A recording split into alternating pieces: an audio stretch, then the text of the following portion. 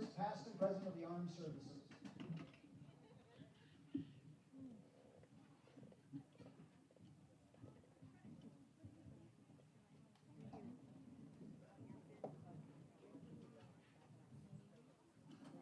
And now for our pregame introductions.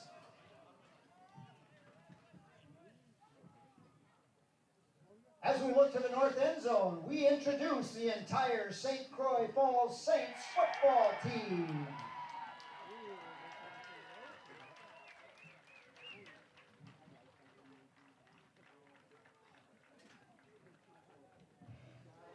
Turning our head to south end zone, in our black uniforms, tonight's Grantsburg Pirates.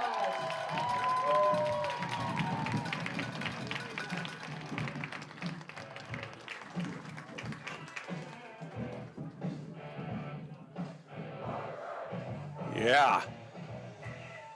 Okay. Back in black, blaring.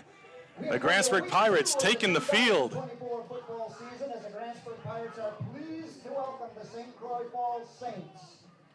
SCF represents the heart of the North Conference. St. Croix Falls has a projected enrollment of 358 in the high school. Grantsburg has a projected enrollment of 270. Bob Olson spent many years coaching many sports in Grantsburg. This gridiron is named in his honor, and we welcome everyone to R.W. Olson Field.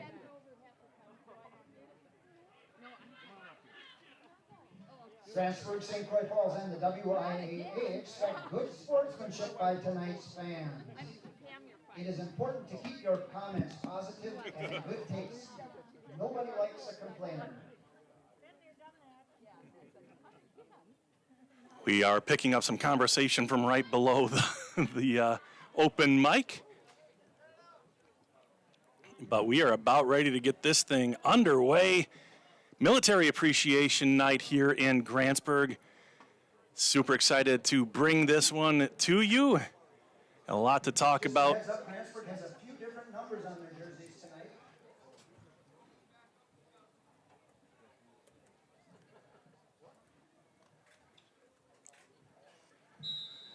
And we are about underway. The ball for the Pirates.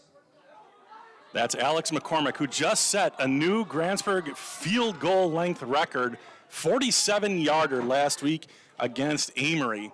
And he's set to kick it off deep. Three guys back to receive for St. Croix. The one in the middle is Willem Hafler, who ran for a lot of yards last week. Here is the kick. It is to Hafler. He takes it at about the 10, crosses the 15, now the 20. Little sidestep. He's got some room up the middle, and he's got St. Croix Falls with some good field position to the 40-yard line, and that's where St. Croix will start. Welcome to everybody watching. Got 62 people watching already. People logged in, ready to go. Big game here tonight. It's a non-conference game. St. Croix and Heart of the North Conference, Grantsburg in the Lakeland Conference. They have seen a bit of a jumbling to their conference. 3 new teams to go along with Grantsburg, Webster, Ladysmith, and Unity. And St. Croix does that little line shift. Here's a little toss to the left, over the left guard, and it's a nice, decent pickup for Hafler, a few yards, and we are underway now. Burkeman and a couple of friends. Second down, 6.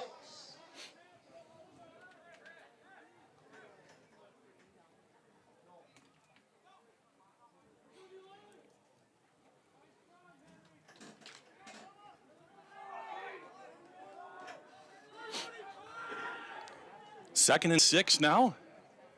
Quarterback is Brett Sladke. 4 passes last week. There's an early flag, but they didn't blow the whistle. Hafler is bottled up. Not much of a gain. In fact, he just got back to the line of scrimmage. Looked like Daxter Schultz was the tackler, but we'll see what the penalty is. It was pre-snap, but no flag, no whistle. They had 2 guys in motion, but they were able to reestablish themselves, so no flag on the play. It's early for these guys, too.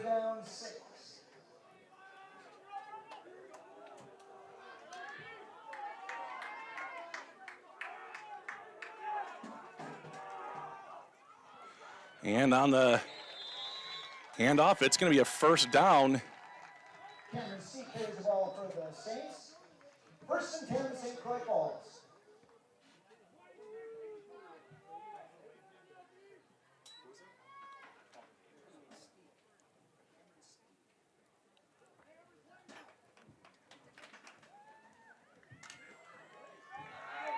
All right.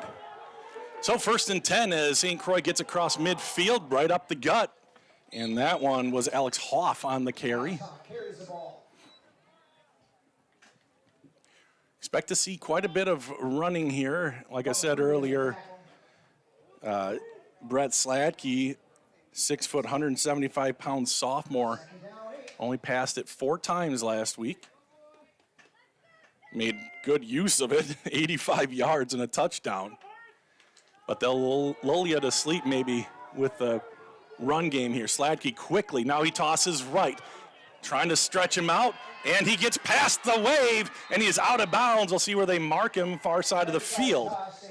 Hafler with another nice run and another St. Croix first down.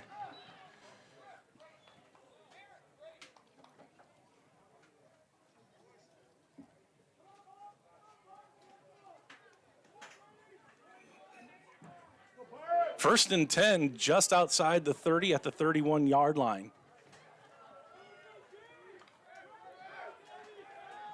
Coming out with trips to the left. Shotgun for Sladke. He's going to fling. No, he wants to, but it's covered up nicely by Caden. And then Hafler gets it, but he's upended nicely by Dane Lozier. A loss on the play. That was a good job by Sladke not to throw it right away. Caden Matheny had a beat on it, broke it up momentarily. And then when they did sling it out there, Hafler had nowhere to go as Dane Lozier comes up from his safety spot to make the play. No gain on the play, maybe half a yard. And it brings up 2nd and 10. I don't see anybody in the chat room yet. Would love to hear where you're watching from, who you're rooting for. Here's a handoff up the middle, and he gets to the secondary. Finally brought down by Avery Brown. It's a gain of 10. Carries the ball. Avery Brown on the tackle. 3rd down 1. Cameron Steek, number 28, the fullback, getting near the first down line to gain just a bit short of it, so it'll be 3rd and short for the Saints as they're moving the ball on the ground here to start the game. Grantsburg jumps, but they get back. It's going to be a quarterback sneak, and enough for a first down. Sladke leans forward, Jalen Hurts style, and gets the first down to the 20-yard line. He made it across. 1st and 10, St. Croix Falls.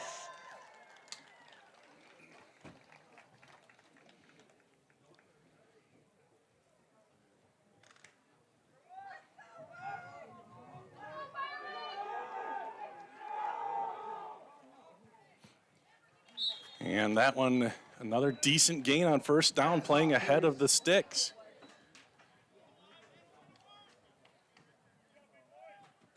The boys up front for St. Croix Falls getting it done. Sladke gets this call from the sideline. Grant Belil in his swan song season here. He's done coaching the Saints after many years of coaching St. Croix Falls. That one's up for grabs. I think the ball was on the ground, but I think St. Croix recovered it. And that's going to be a short loss on the play, but St. Croix happy to get out of there with the football still. They've been moving it. All right, Stan Peterson watching from West Fargo. Colton Lozier got 2 watching from Texas. All right, put him on the board, we'll say. And on 3rd down, it's on the right side and just churning and trying to get to that first down marker. He's going to be a couple yards short. That was Steek again. And there you heard it, Daxter Schultz.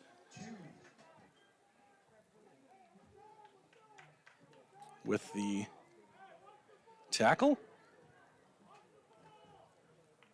You can hear Mike Moritz saying, watch the ball.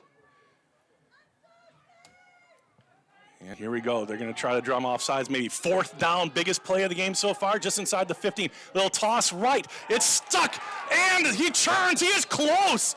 Watching the line judge spot the ball on the far side. Grantsburg had him stopped, but he got enough with the second effort to get the first down. It'll be first and goal just inside the 10-yard line. Hoff with the, was that Hoff? Alex Hoff with the carry. Great second effort.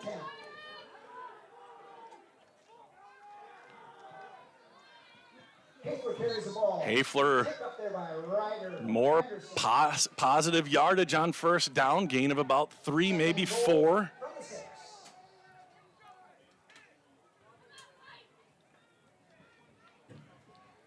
Second and goal from the 6.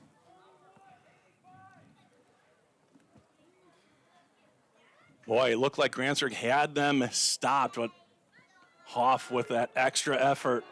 The drive continues, and they've been moving the ball. There they jump, though. Both the right guard or right tackle and maybe the tight end jumped.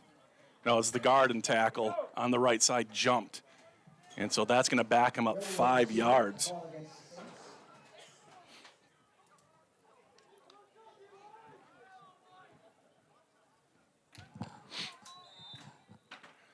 So second and goal now from just outside the 10.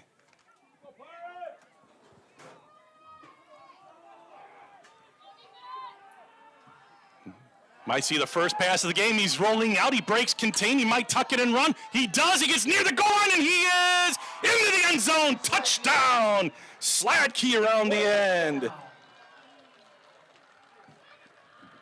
Brett Sladkey, nice run. And he's got the first points of the game. You can watch it here.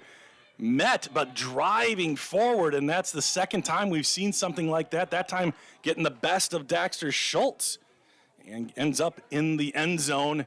And now the extra point pending. And kicker number 45. We don't have his name, unfortunately. If somebody in the comments could help us out, his extra point is good. Number 45 is good. So that is one heck of a drive for St. Croix Falls, all on the ground. Hafler, 4 carries, 21 yards. Alex Hoff, 3 carries for 11. Steek, 3 carries for 21. Sladkey, 3 carries for 6 yards in that touchdown. So 4 guys touching the ball on the ground, evenly spaced. And St. Croix Falls has a 7-0 lead on the Grantsburg Pirates here on Military Appreciation Night. While we have a second, let's say thank you to one of our sponsors, Burnett Medical Center. Hi, I'm Nicole Kelson, and I'm the orthopedic surgeon at Burnett Medical Center. My practice includes general orthopedics, so I see kids and adults. I see acute care, which includes fractures, so in the upper extremity, shoulder, elbow, and wrist fractures that we take care of here at Burnett Medical Center. And then in the lower extremity, we take care of hip fractures and ankle fractures. I enjoy rural healthcare because of the patients, no question about it. They're the best.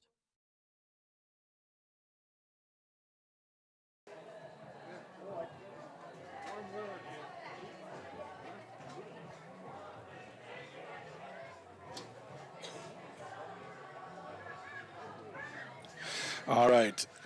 I want to shout out Chris Folkstead. He's given us some information. Brody Allram is who brought that across, number 8, not number 9. So he was in at quarterback that time instead of Sladkey. So thank you, Chris. I also asked Chris who the kicker was. Let's see. Roman thinks it might be Cole Marco, but I thought I saw Cole's name with a different number. I haven't been able to look yet. But here we go. Whoever it is just kicked it off. We'll get his name. Down to about the 15-yard line, Dane Lozier across the 20, going all the way across, gets a nice block from Ian, tries to shed, and he is down. He might have lost the ball. He did. It was just taken right out of his hands. All right, I'm not sure my deal there just shut down on me, but I think you guys saw that there was a fumble on the kickoff return. Dane Lozier brought it out to about the 32 and just got stripped of the ball. And St. Croix Falls takes back over at about the 33-yard line. And it's going to be second down. Dial-a-down guy hasn't changed it, but it's 2nd and 10 after that first play. And that one deep in the backfield. There's a flag on the play. Grantsburg fired up after losing the battle on the first drive and then losing the ball on the subsequent kick return. Let's see what this is. It's in the backfield, so most likely holding here, but it was thrown from the side, Judge. We'll see. It might be a face mask. Let's see. Nope, it's going to be illegal block. Illegal block against the Saints.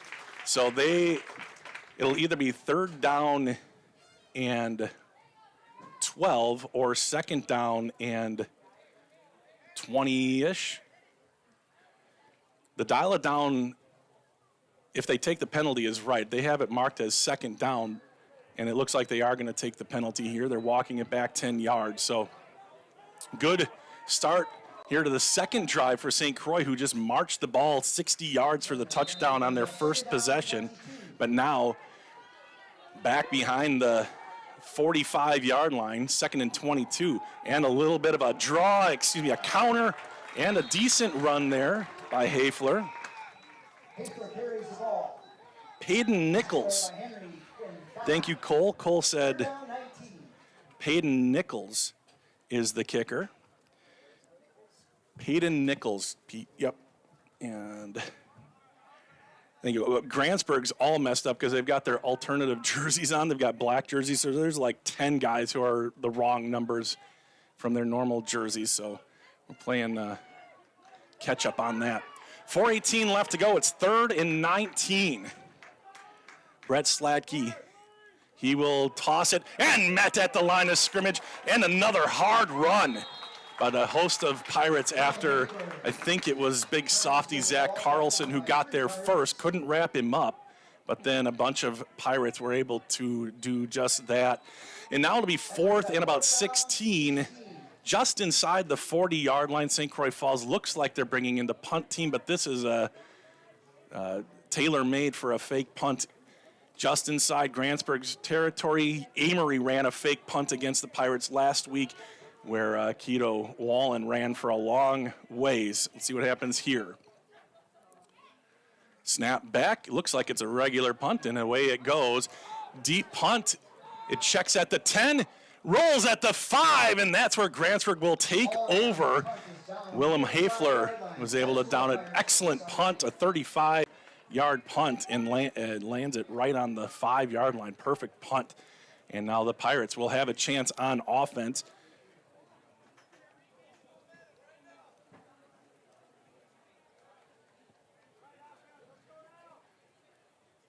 So here we go. The Pirates 95 yards away, 3 minutes and 21 seconds before they take their first offensive snap of the game. Last year was a slobber knocker as well. Pirates just couldn't get anything going on offense. They had a few big plays that got them the win. This one's going to be straight up the gut. Ian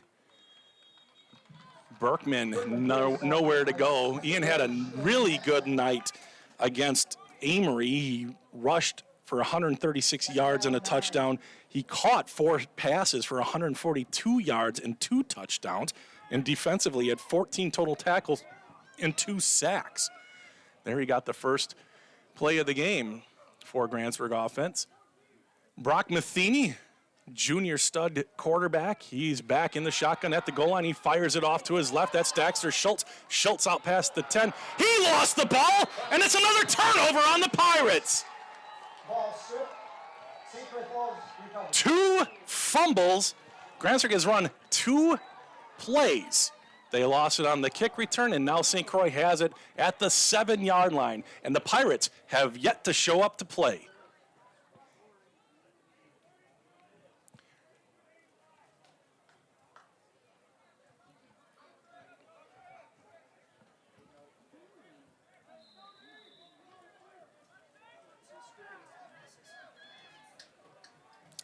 That was 2 St. Croix turnovers that are just want-to turnovers.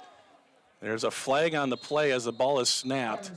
That's the only thing that's been stopping St. Croix. They've had 2 or 3 penalties. This will probably be against them as well.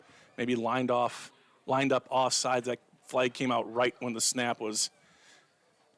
Yeah, so false start on the Saints. So that's going to back them up. They were at the 5 at the end of that play. This will back them up 5 from the original line of scrimmage. So it'll be 1st and goal from the 10. 1st and goal from the 12-yard line. Yep, make it the 12-yard line. St. Croix quick to the line of scrimmage. First guy through gets the ball and gets about 3 yards. Cameron Steek. Steek carries the ball. Burkeman on the tackle for the Pirates. And you heard it again, Burkeman on the tackle. Out comes Bubba Quimby. Into the game is Justin Julien.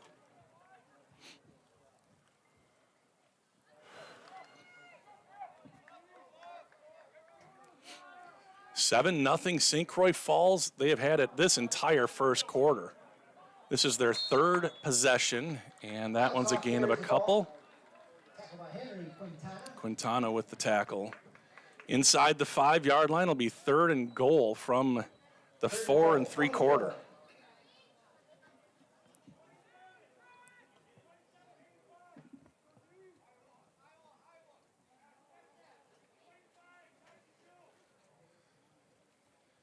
A lot of pressure now on the defense for Grantsburg.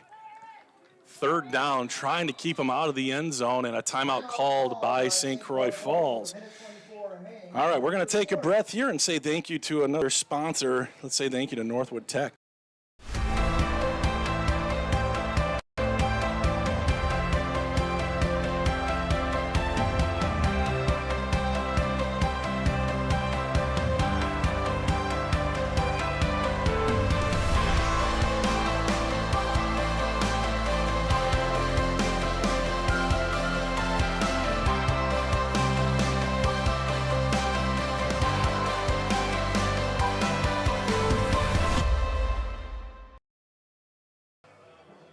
All right, welcome back.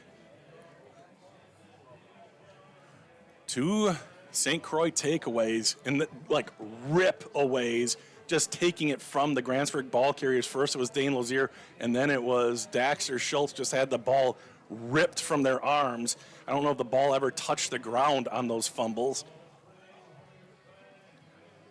And the Saints have it here. Couldn't get it in after the last fumble, but 2 plays into Grantsburg's first drive, they turned over the Pirates again, and here we are, 3rd and goal inside the 5. And here's a fake, first pass of the game. It is caught for a touchdown.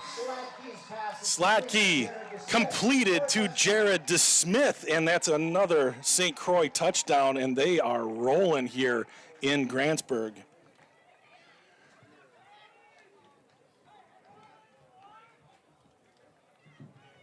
(13-0). That's a 4-yard touchdown pass. Slatke to DeSmith, number 11. And Nichols comes in for the extra point. Snap, spot, kick is good. 14-0. And it's not the end of the first quarter yet. The Grantsburg Pirates have given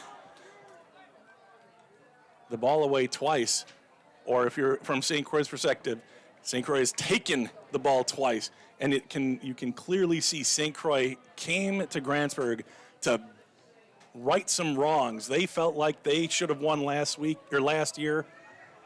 They started the season 0-4 last year and made it to the level 4 playoffs. They were such a good team. They just had so many weird things happen in those first 4 games, but they got it together and made a great playoff run, and they are looking good here tonight.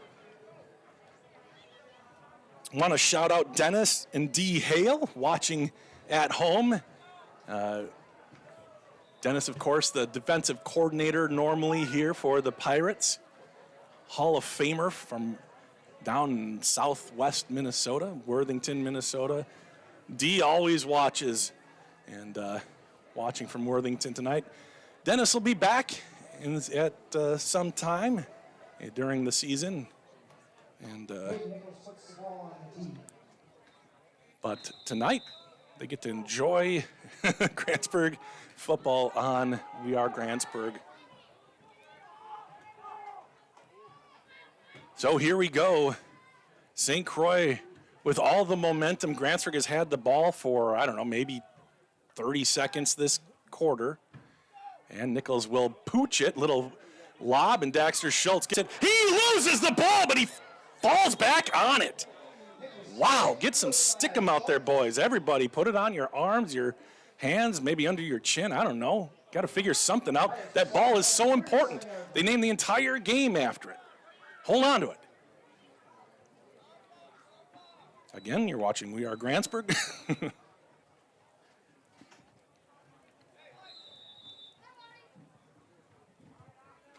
So the Pirates in decent field position now at the 36-yard line after that little pooch kick. Almost worked out for them. Two backs in the backfield. It's going to go to Ryder Anderson. He tries the left side.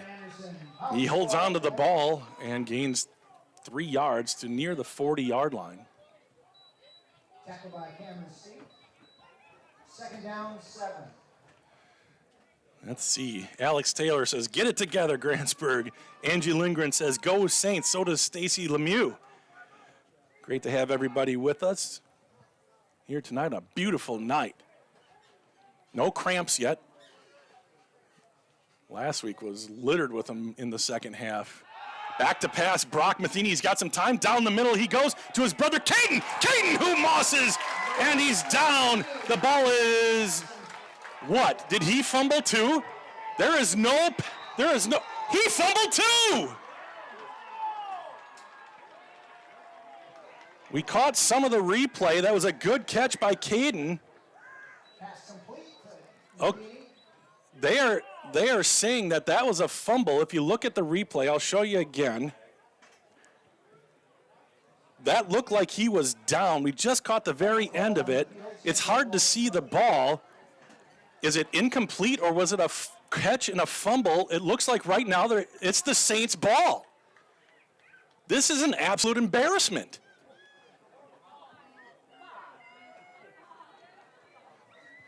The people in front of me didn't like that call. Sorry, everybody. Did you hear them? Bob.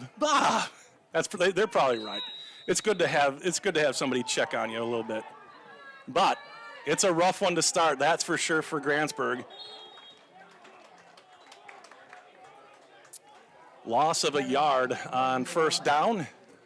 2nd down, 10.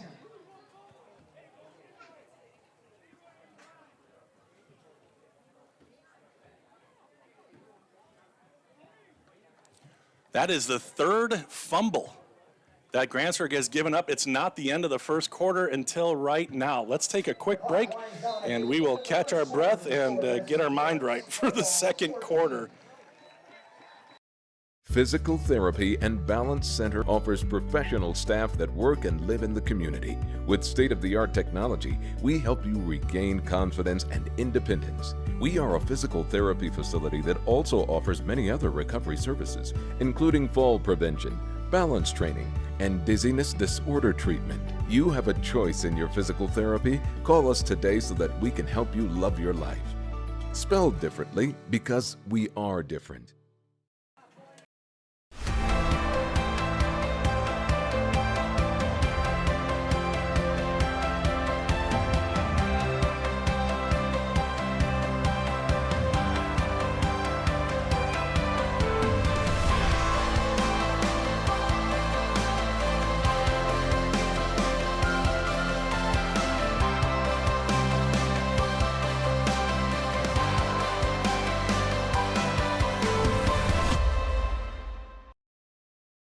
All right, back to the action here in Grantsburg. It is all Saints in the first quarter.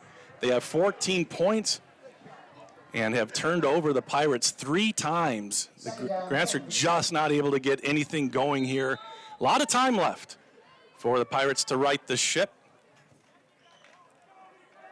starts with getting St. Croix off the field on this one because all the momentum is pegged towards St. Croix. Here's good a throw down the left side. He's open, but he's out of bounds. And there is a flag right in the middle of the line.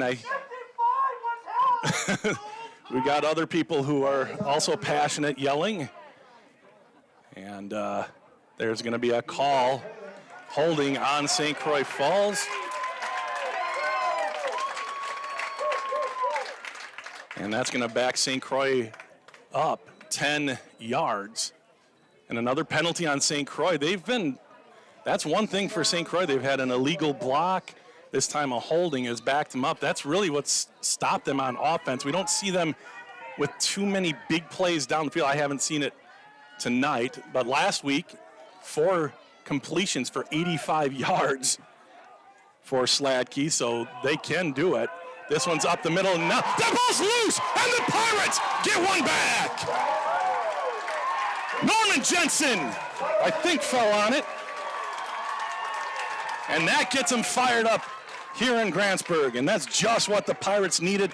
Take another look, and yeah, I think it actually...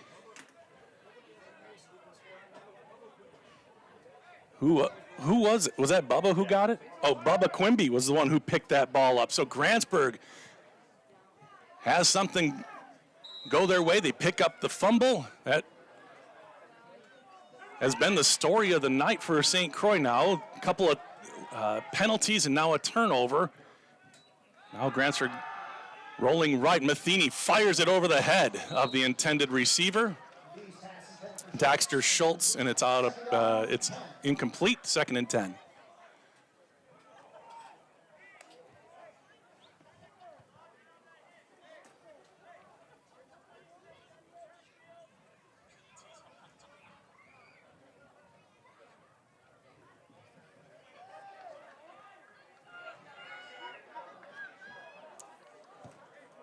Two wide receivers, one left, one right. A tight end and a wing back to the left. It's going to be a handoff. No, it's going to be Brock. Brock goes up the middle and has a nice little gain on 2nd down. Gain of about 5, almost 6 yards for Brock. Brock didn't run a lot last year, but against Amery, he had a few carries. That read option. 3rd and a long 4. And up the middle and close to a 1st down, just shy. And that's Ian Burkeman. Tackle by Smith. 4th down, 2.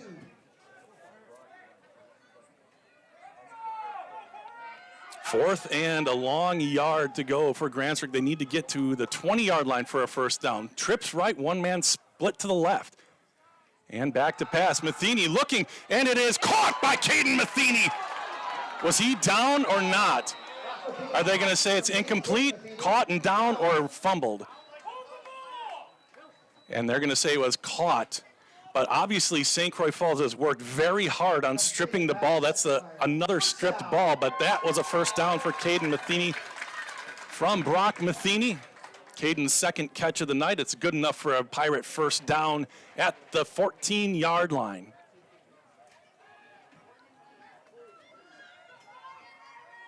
Split backs in the backfield. Here's a handoff to Ian. Ian off the right side. He's got a little bit of room. Nice block downfield. And Ian Burkeman scores for the Grantsburg Pirates. Dane Lozier on that nice block downfield, and the Pirates strike back.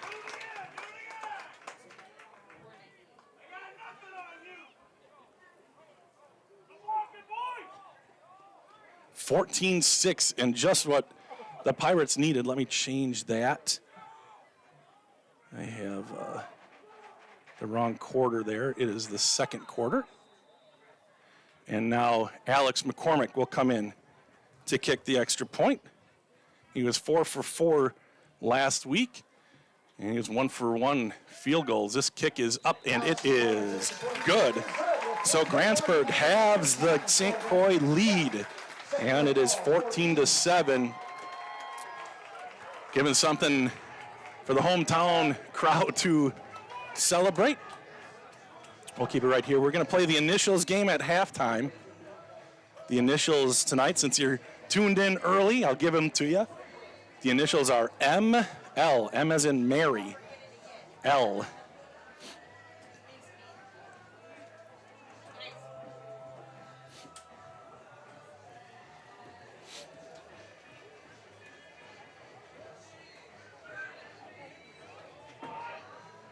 So nice sequence there for Grantsburg as they turned over St. Croix Falls. St. Croix still has the edge there, 3-1, but they were able to convert a 4th down, and then Ian Burkeman scampers for the 14-yard touchdown.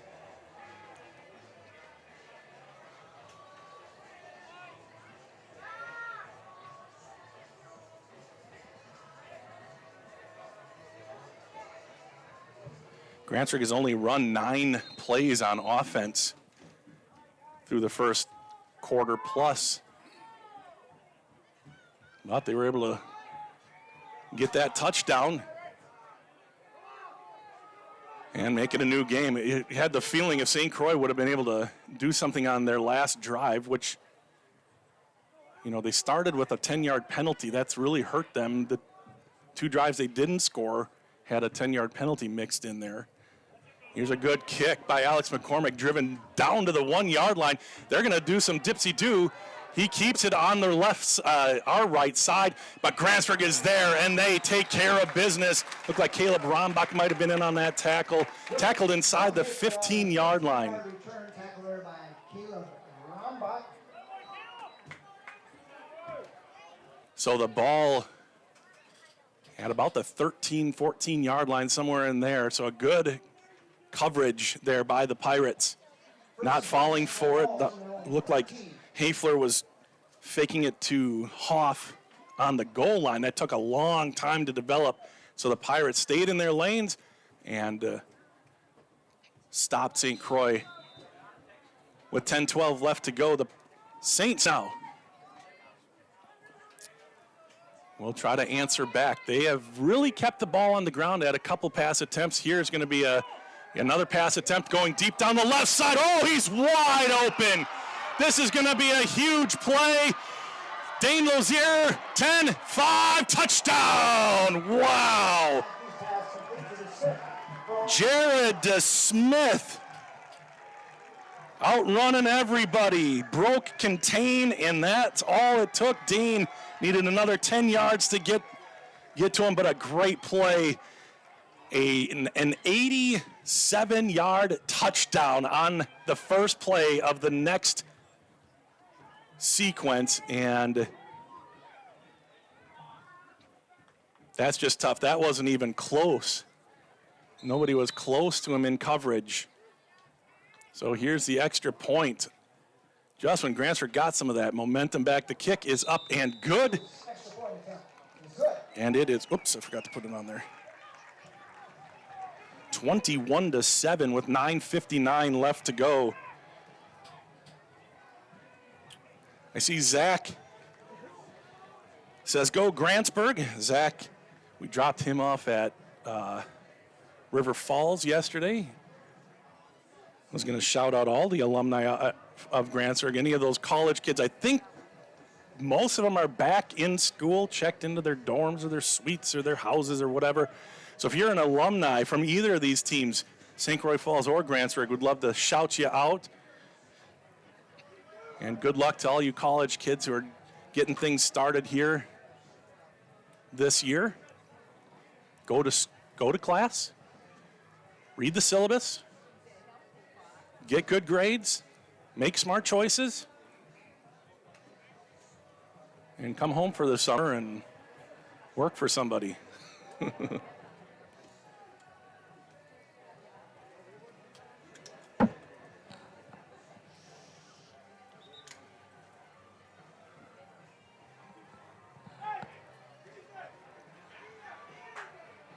The shadows all the way across the field and almost covering everybody on the St. Croix sideline and the bleachers.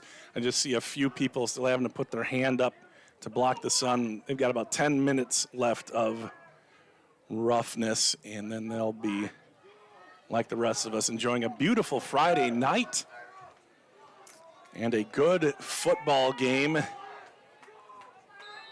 Two top-notch teams, and already 4 touchdowns in the game, 3 of them by St. Croix Falls. Here's the kickoff. He angles it to his left. That might be enough to go out of bounds, and it is out of bounds. Nichols kicks it out of bounds. Grantsburg will start with it in good field position.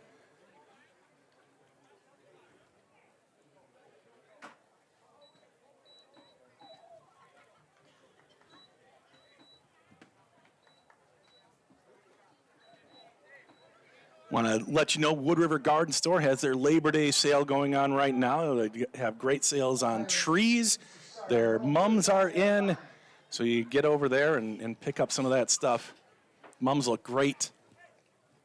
Fruit trees are priced very, very good. Get yourself a little herbiculture in your yard. Some apples, great apples there. So here we go. Grantsburg back on offense, sends a man in motion. That's Daxter Schultz. Matheny back to pass. Looking left, now going right, deep down the right side to Caden, and it's over his outstretched hands. Incomplete. Good coverage on the play by Hafler and Hoff. Caden did have a step. The pass was just out of reach for Matheny. Grantsburg trying to go deep downfield, try to answer that big play. And you can see, like I said, Brett Sledke was 4 for 6 last week, but 85 yards and a touchdown. That one was 87 yards and a touchdown. 2nd and 10 for Grantsburg. And it's a handoff to Burkeman. Burkeman trying the right side. Can he get by? A little bit. Good play on the outside, tackled by Drake Peterson, but Burkeman with a nice run and makes it 3rd and about 4, maybe 3 yards there. Lindgren says, go. Carly says, go Saints. Alex Taylor. What about the alumni who did something better than college? I'll give you that one. Tip of the cap to Alex. Absolutely, all alumni. Here's a handoff up the middle. Oh, and enough for a first down as Burkeman drives himself forward. Helped by a Saints defender, actually. Enough for a first down on 3rd down. So Alex says, come on, what about the rest of us? In fact, there's more that didn't go to college than did, which I think is a trend. Oh, fake to Ian. Outside goes Brock Matheny, gains about 3. Fooled me. I thought Burkeman had it on the left side. So we've seen that read option a lot more this year with Brock keeping it. A lot of times Trenton last year was splitting time at quarterback, and he would keep it a lot. That time Brock scampers to the outside, stays ahead of the chains. It's 2nd and 6 yards right at midfield. 2 backs in the backfield, and it'll be a pass, rolling left, looking left, and finding Ian Burkeman. Turns back in, gives a little forearm, and puts his shoulder down, and he is out of bounds after a first down. That's a manly run there by Ian Burkeman. This is like an Adrian Peterson move right there, and then right there, too. Remember against the Browns, Adrian Peterson just shucked a guy out of bounds. That's just what Ian did on that one. First down for Grantsburg, and now they're moving. Here's a read, and Ian cuts it back inside, and he is stopped across the 40-yard line, gain of about 3 on first down. 2nd down 6. Saw Griffin Marco also over in on that tackle. Grantsburg hurrying it up here on this warm evening. Passing, it's a slant. Dane Lozier spinning at the 30-yard line. Going laterally, now puts his head down and churns to the 25-yard line.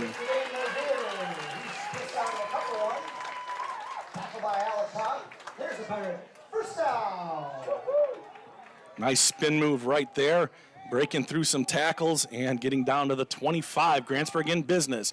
Now they have 2 wide receivers left and right. Brock Matheny in the shotgun, looking left, throwing, and it is caught. Avery Brown across the 20, and a pickup of 5 yards. Grantsburg quick strike here, quick to the line of scrimmage. 2nd and 5. Brock, read option, Burkeman, and he is stood up after close to first down yardage, and a St. Croix Saint is down behind the play. Probably enough for a first down. Hopefully the young man is okay, getting up slowly. And he will get back. That's Folkstead, I believe. And they're going to stop the clock as Caden is not doing great there. I think that, Caden Folkstead, obviously wish him well. Renee quickly out there to check on Caden. While we wait, we'll just wait on this. I don't think it's a cramp. So let's take a quick break and say thank you to Physical. Physical Therapy and Balance Center offers professional staff that work and live in the community. With state-of-the-art technology, we help you regain confidence and independence. We are a physical therapy facility that also offers many other recovery services, including fall prevention, balance training, and dizziness disorder treatment. You have a choice in your physical therapy. Call us today so that we can help you love your life. Spelled differently because we are different. So Caden still on the ground here. Renee Rombach and Doc Bont both out to check on him. I think I see Coach Belil also out there. So Caden getting tended to here. Caden played defensive back and is a heck of a basketball player for the Saints. I know for sure. In basketball, he was really proud of blocking Gavin Goris and Carter Wallen for Amery, two super studs in the area. And they're taking their time with him, checking him out. He went down kind of right away in the backfield, struggled to get up, and then wanted to play. Grantsburg was in hurry up, so he was trying to get back, which give him credit for that, but he's clearly. I'm glad the officials stopped the play and started tending to Caden.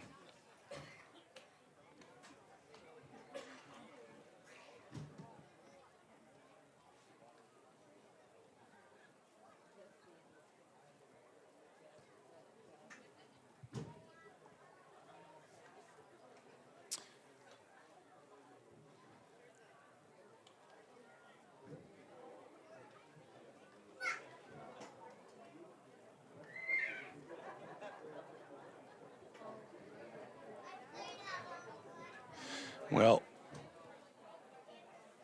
while we wait here, let's they're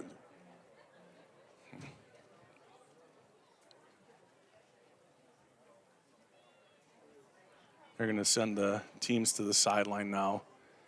A little bit more serious than we ever want.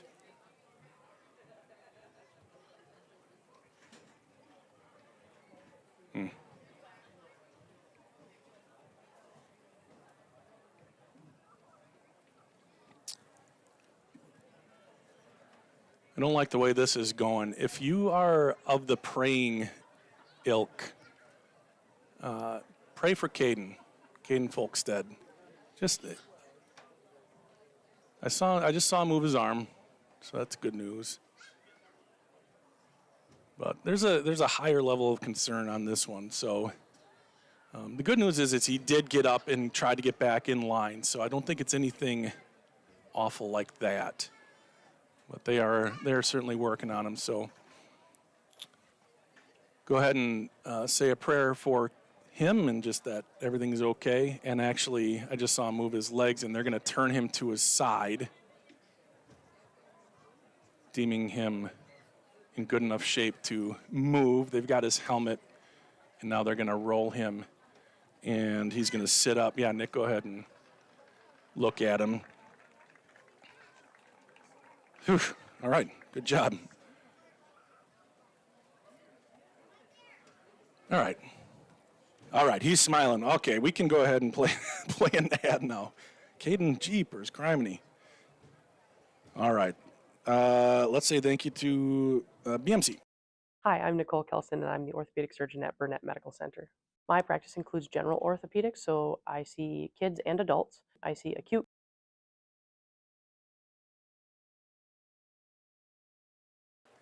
I cut that short just so you could see Caden walk off the field under his own power. He got a nice ovation here. Never like to see a kid go down for that long without them trying to just stretch out his calf or something. So Caden's gingerly walking, but walking is the key word there. Not trying to cause alarm or anything, but he was down for a while and kind of spread eagle on his back. So thankfully he was smiling. And now he's under a little bit of assistance from a coach.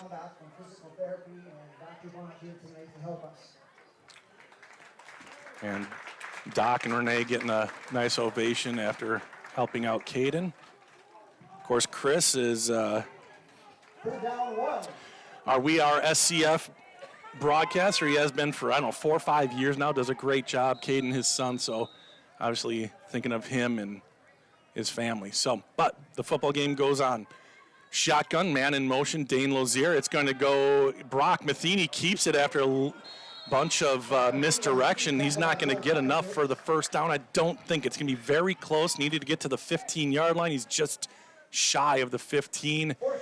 Grantsburg does have a field goal kicker in Alex McCormick, but the way the game is going, it would not be surprised at all to see them go for it here as Henry Quintana checks in for Daxter Schultz. They're bringing in their Rhino package, or whatever they call it, where Henry's going to be the fullback and try to move somebody here.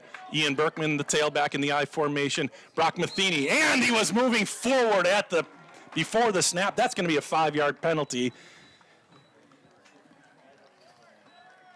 And maybe Grantsburg will kick the field goal now. 4th and 1 is going to go to 4th and 6.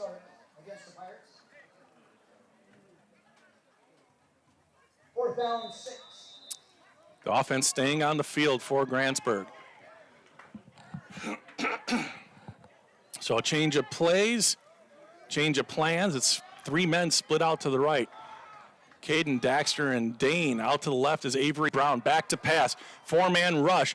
He's got some time. He goes over the middle. There's contact. There's no flag on the play. I'll let you look at it again. The Grantsburg fans think it's pass interference. You be the judge here. And that's a turnover on downs. Coach Adam Hale is talking to the ref. No flag on that play.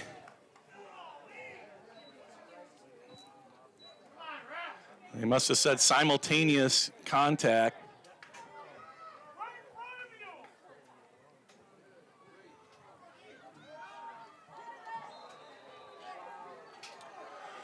So last time out, St. Croix hit an 87-yard bomb. And now it's a toss left. Nothing there, bouncing it off. And slung forward. They had him in the backfield, but a gain of a yard or 2 on that first down play for Hoff. Burkeman on the tackle. 6:20 left to go. Judy Peterson checking in. She says, go Saints. Colton Holmstrom says, go Pirates. So those 2 votes are offset.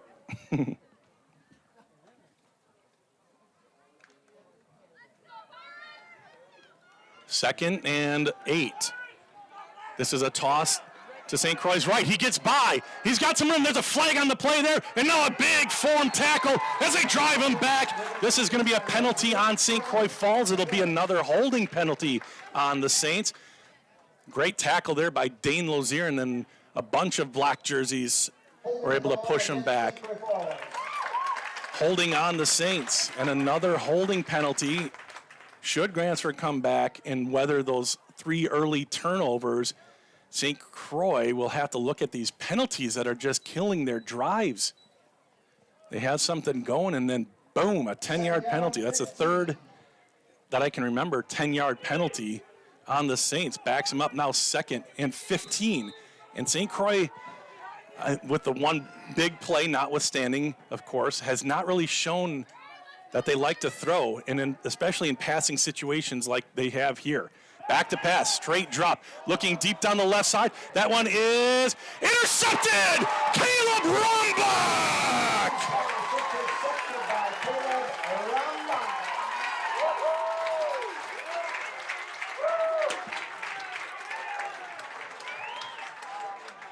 That time the defense was there, and Caleb with an over-the-shoulder catch, and Grantsburg turns over the Pirates.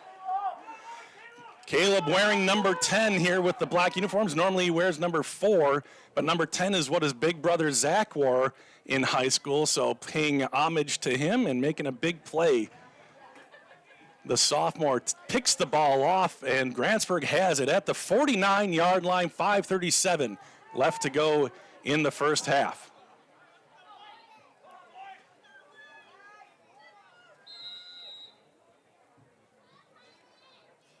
Matheny in the shotgun. He's going to hand it off. Here's Burkeman. Burkeman gets outside. He puts his head down. He's still up across the 40, inside the 35. First down.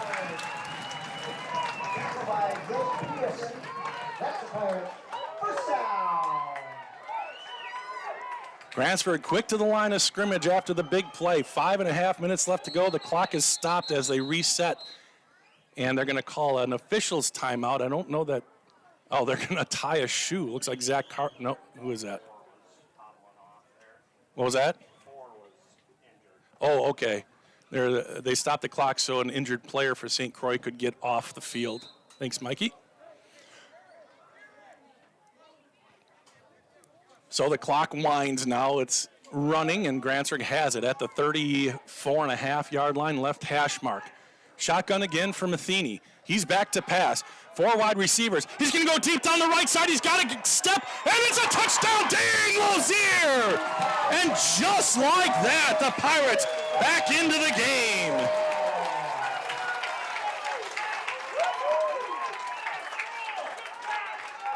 One more time, Matheny, big bomb, and Lozier gets a step on the defender and scores for the Pirates. It's 21-13, 5:09 left to go. It's a barn burner here in the first half. Grantsburg gave the ball, or had the ball taken away 3 times, but they have rebounded nicely and have gotten within 8 points. They have gotten within 7 points as Alex McCormick stays perfect on the season. Oh, there's a flag on the play. Thanks, Pete. I did not see that. It's going to be a personal foul on the Pirates. I think after the whistle, he was giving them the business. I didn't see what happened. So it'll be enforced on the kickoff. This will likely give St. Croix really good field position. I have no idea who the penalty was called on. I wasn't even looking down there at that point.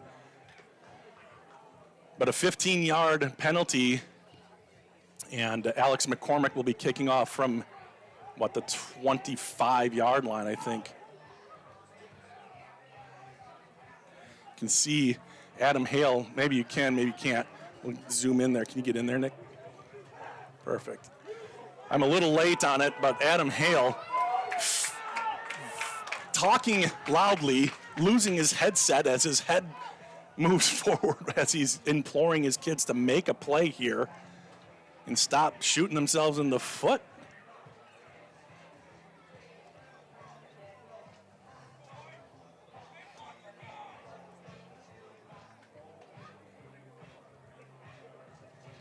.509 left to go. It's a touchdown lead for St. Croix Falls. And indeed, McCormick will be kicking off from the 25-yard line. He's got a leg, so if he kicks it deep, they're set up around the 20-yard line, maybe the 18-yard line. See how far Alex kicks this one, or if he squibs it or what.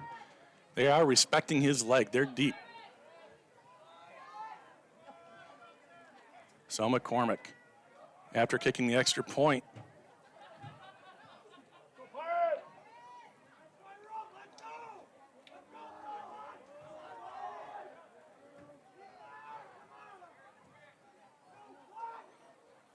Alex approaches, and he does kick it deep. It's a beautiful kick and drives him back to the 15-yard line. He gets across the 20, now the 30. Nobody in sight, and now at the 35, he is brought down. That was a kick return. Carter Ridgway brings it out. St. Croix with good field position. Grantsburg did a nice job covering that time. Really big right leg of Alex McCormick. And it's at the 35-yard line. St. Croix will have it.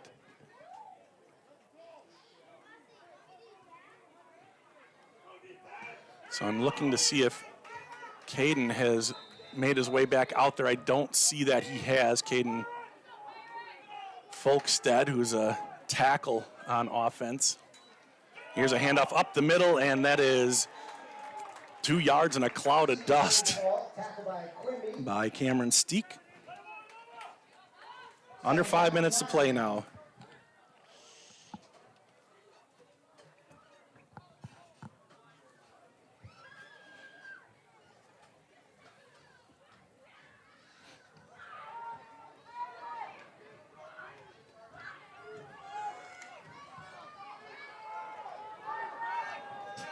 Second and long for the Saints. Teams have settled in, throwing, and it's a lob off the left side, and getting by the defender and then out of bounds, knocked out of bounds, a big play for St. Croix Falls. And I think that was Juarez on the reception, number 3. Better put my glasses on now. Where'd they go, Nick? I need my glasses to find my glasses. Anybody relate? Seriously, where are they? Are they on my head? No? Oh, boy.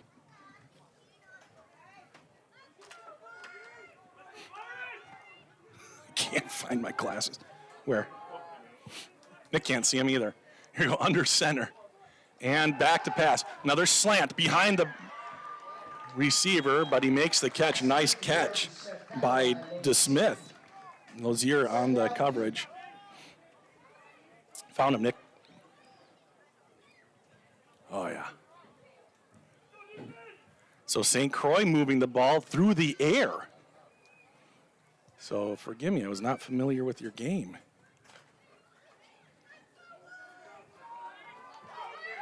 Second and a long 2 for the Saints. I formation, back to pass again. That's going to be an out, and it is caught. Making a move, and then brought down inside the 15 to about the 13-yard line.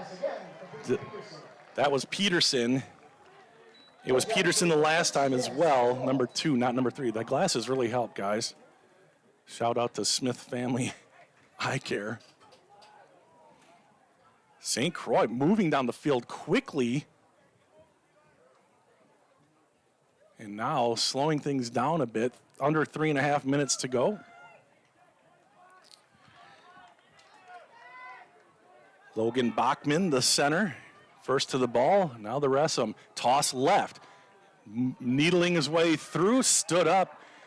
Gain of about 3 on that first down run, down to about the 10. That time it was Hoff on the carry.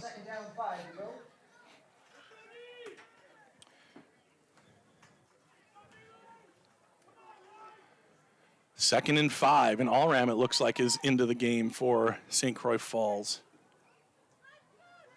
It is Allram as the quarterback. Under center, offset eye.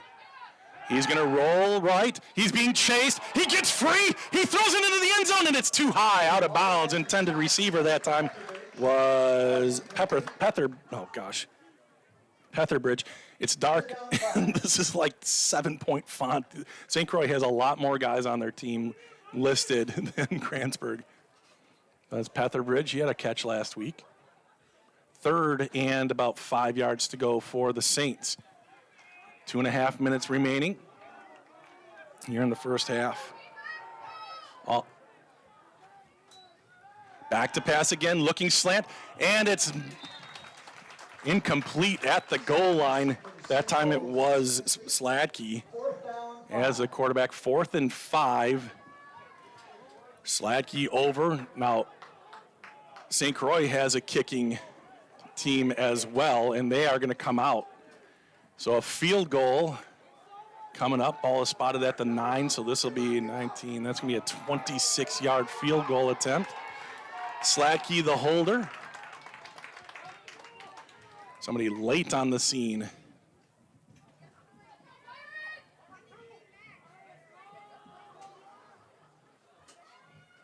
Snap is a little bit high, but dealt with. The kick is up. Is it through? It is. 3 points for the Saints.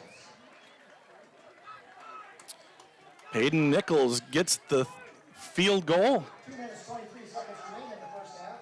Pirates 14, Saints 24. And, all right. Got a little bit of work to do here. Just a second.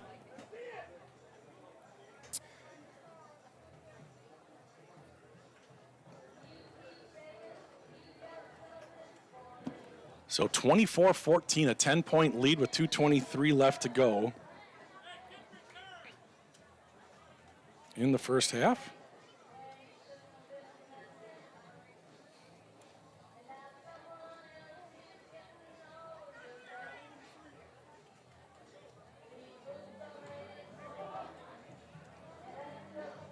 I'm trying to send the Folkstead's Renee's. There we go. Share contact.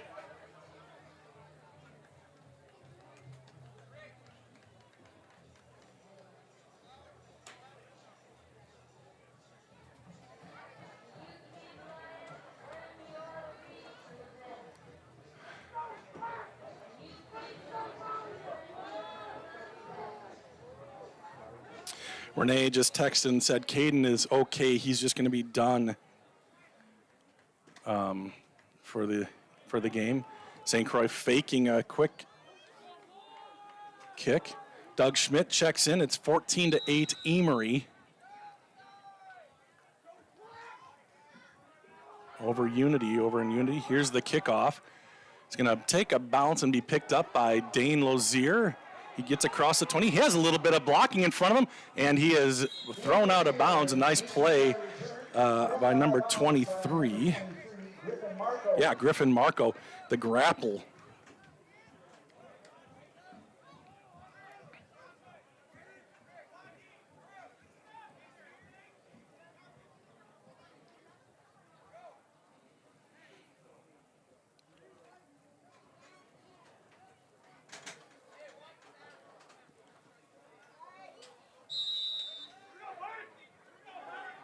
First and 10 for Grantsburg, 2:17, down by 2 scores here as the second half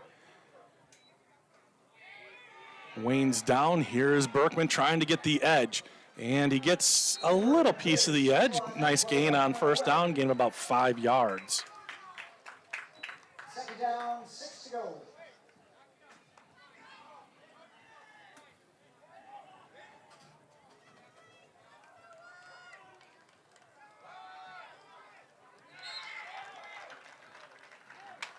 Not much there on the second down play. 3rd and 6. Burkeman up the middle, stopped by the interior of the Saints line. 3rd down, 6. 3 guys split out to the left, and Avery Brown is going to split out to the right. 3 guys stacked to Brock Matheny's left. See what they do here. Brock is going to roll this way. He sets up. He slips and he falls and he's down. That's an automatic downing. He just slipped. Obviously, everybody in the area knows we've had a ton of rain. The field is in good shape, but Brock tried to just reverse 4th down, 16. out of there and tried to stop and move and just couldn't get his footing. So that'll be a punting situation, and St. Croix will take a timeout. Smart timeout. They have 1 left. And while they talk things over, we'll say thank you to Burnett Medical. Hi, I'm Nicole Kelson, and I'm the orthopedic surgeon at Burnett Medical Center. My practice includes general orthopedics, so I see kids and adults. I see acute care, which includes fractures, so in the upper extremity, shoulder, elbow, and wrist fractures that we take care of here at Burnett Medical Center. And then at the lower extremity, we take care of hip fractures and ankle fractures. I enjoy rural healthcare because of the patients, no question about it. They're the best.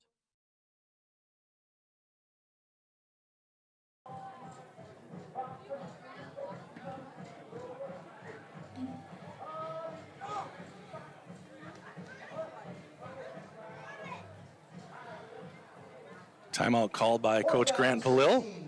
And now it's 4th and 16. Alex McCormick into punt.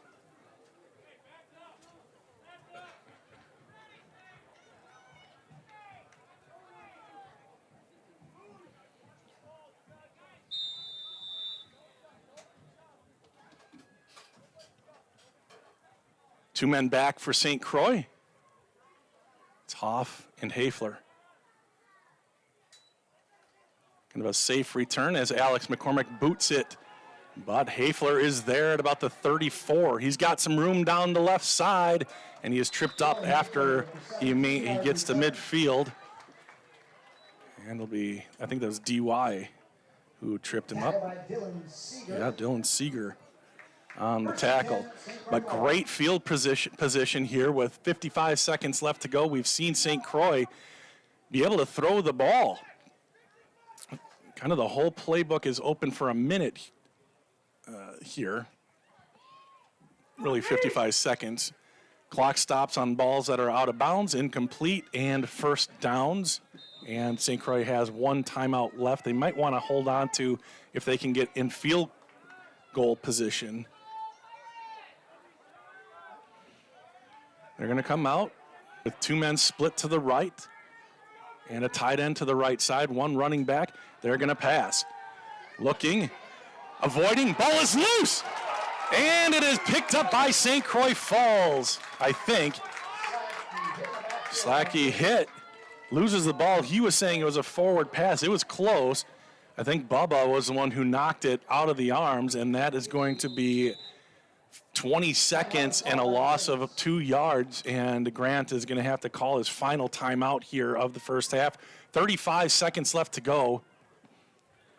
St. Croix sort of dodging a bullet there as that ball was loose, and I believe they did rule it a fumble.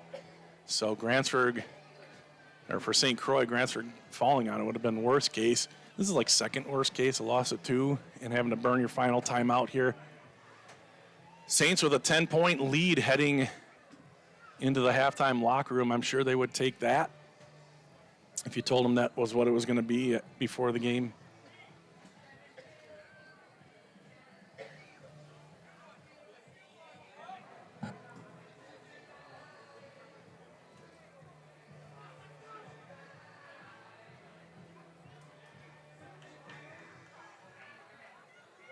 Second down, 12.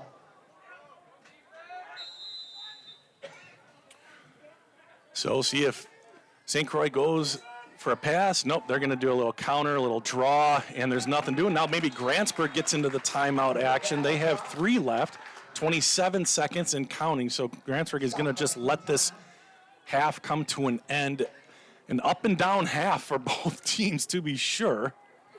Pirates, St. Croix had the ball for almost the entire first quarter after Grantsburg fumbled 3 times.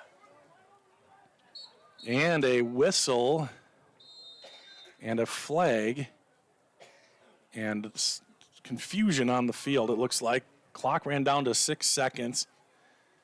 I thought maybe Adam had called a timeout. No, they just ran the clock. Well, what do we have here? Illegal substitution. Okay, so that's going to be another penalty on St. Croix Falls. And be kind of surprised if they don't just kneel on this one. Not a lot of good. Well, they're getting guys out, and that's the clock running. 4 seconds, they snap the ball. They're going to flip one down the left side, and he's going to just go out of bounds and add to the stats. But no real threat to score on that one. A nice pickup, but that's about it for Anderson on the outside. Excuse me, Peterson. Drake Peterson with that catch. So that brings us to halftime, and we have one more ad to run through here, and then we'll play the initials game. But listen to this first. Hank Java will present an interpretive dance at midfield with the theme of a sad cowboy. The old Hank Java sad cowboy routine at halftime. We'll see if he actually gets out there. I have my doubts. All right, we'll take one more break and be back with the initials game. Get ready. The initials tonight are ML. M as in Mary, L as in leprechaun. I said that weird, but you get it.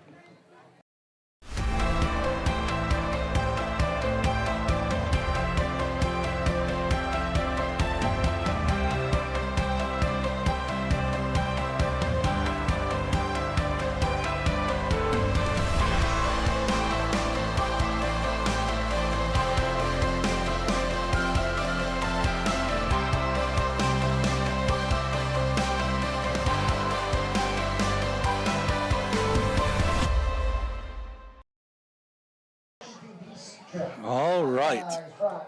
Are you guys ready? Yeah, here we go. ML. Oh, we got to pop this on so everybody can see who answers first. Chat stream, boom. All right, there we go. So when you know the answer, put it up there in the comments. And here we go. ML. Clue number 1, in a sense, was seen in the Austin Powers franchise. In a sense, was seen in the Austin Powers franchise. Clue number 2, has featured robots. Has featured robots.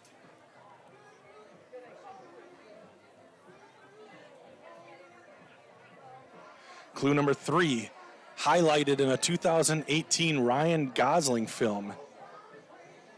Highlighted in a 2018 Ryan Gosling film.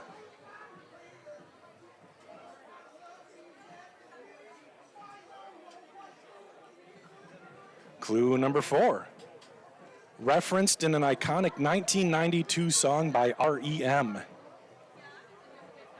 Referenced in an iconic 1992 song by REM.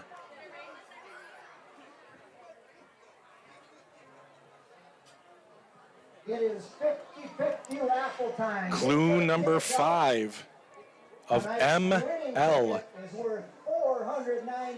occurred July 20th, 1969.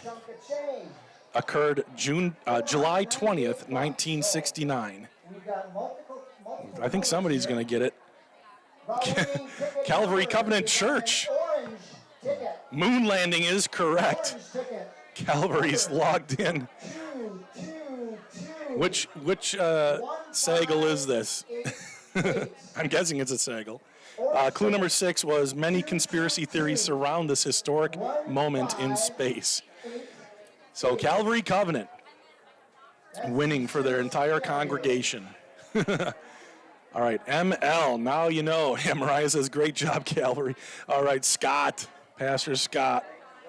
Kate Laney in, moon landing. Moon landing is correct. Now you're all warmed up. Here we go. We have a winner. Who won the 50-50? That's a big one. They've won 400-some bucks. That's pretty good. Can't see them. All right. Next card. Same initials, ML. Clue number 1. This was yelled in a blockbuster 2005 comedy. Yeah. This was yelled in a blockbuster 2005 comedy. Clue number 2. Update on Hank's halftime interpretive dance. Oh, hold on. Interpretive dance While update. warming up under the bleachers, he snagged and ripped his leotard. He will have to postpone tonight's performance, but vows he will make it up during basketball season. Okay. Hopefully you can hear that. Pete always has the funniest stuff. Okay, back to the game. First clue was the blockbuster 2005 comedy. Second clue, this is commonly one word. Commonly one word. ML. Clue number 3, appeared on Celebrity Apprentice. Appeared on Celebrity Apprentice.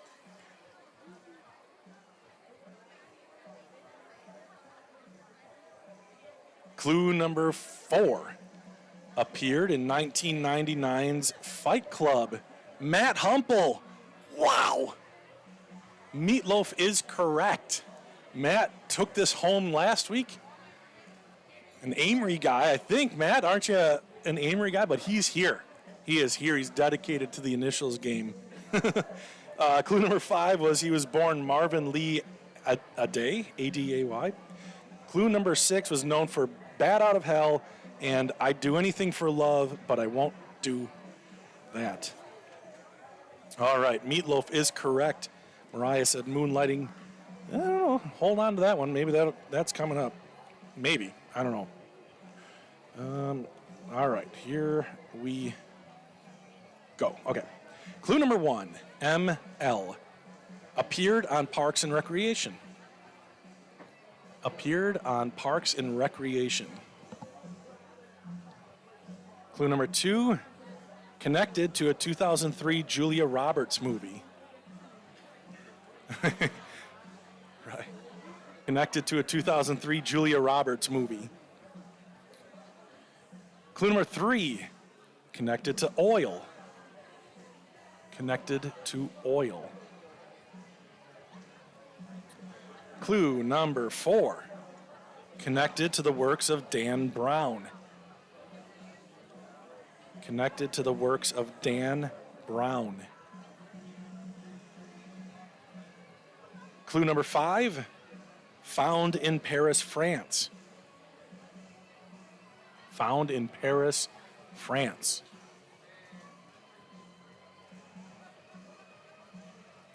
And clue number 6 is arguably the most famous painting in the world. Is arguably the most famous painting in the world. Nick, you got it? ML.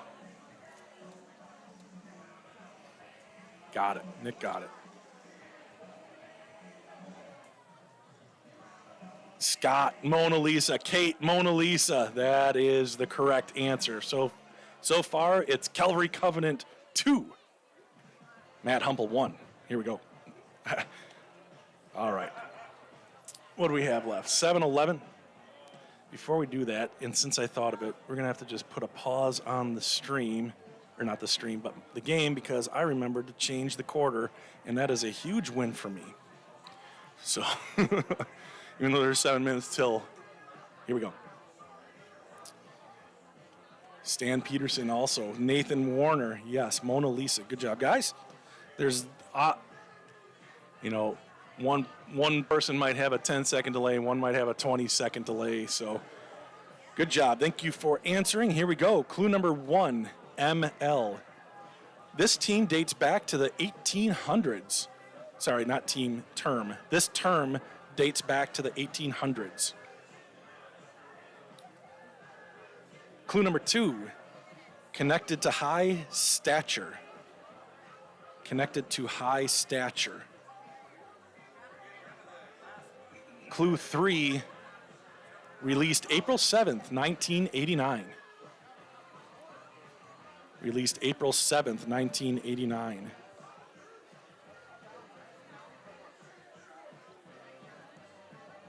Clue number 4, connected to soccer, lacrosse, eating, and more. Connected to soccer, lacrosse, eating, and more. Matt says Major League, and that is the answer we're looking for. Scott probably would have had it if he wouldn't have typed in baseball. But Major League is correct. Clue number 5 is features Wild Thing, and clue number 6 is the Cleveland Indians were featured in the Charlie Sheen movie. Stan Peterson says meatball. Nope. So Matt has tied up the church. Autofill. Okay. I'll buy that, Scott. All right, let's move on. Oh, that's a boring one. Maybe. Nah. Okay. All right. Okay, here we go. This might be a tough one, but I believe in you guys. Here we go. Clue number 1, appeared in music videos for Tom Petty, Bon Jovi, and Bob Seger. Appeared in music videos for Tom Petty, Bon Jovi, and Bob Seger. Clue number 2 was seen on the Fox sitcom Married with Children. Was seen on the Fox sitcom Married with Children.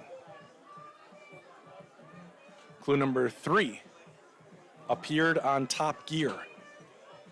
Appeared on Top Gear. Clue number 4 was the boyfriend of an angel in 2000 and 2003. was the boyfriend of an angel in 2000 and 2003. Yeah, this is a toughie. Oh, Kate Laney. She got it. Did you get it, Nick? Matt LeBlanc. Clue number 5 was seen on episodes, and clue number 6 was most famous for playing actor Joey Tribbiani on NBC's Friends. Good job, Kate. All right, so Calvary, Matt, and Kate have been first to chime in with a few minutes left to go here in halftime. Got a barn burner here in terms of a game. Let's take a look at some of these stats that Nick has been so good at keeping here tonight. Brock Matheny for Grantsburg is, let's see, 7 for 10 for 97 yards. Is that a touchdown, Nick? Yeah, and 1 touchdown. No interceptions. Receiving Caden Matheny 2 for 32 yards. Daxter Schultz has 1 for 2.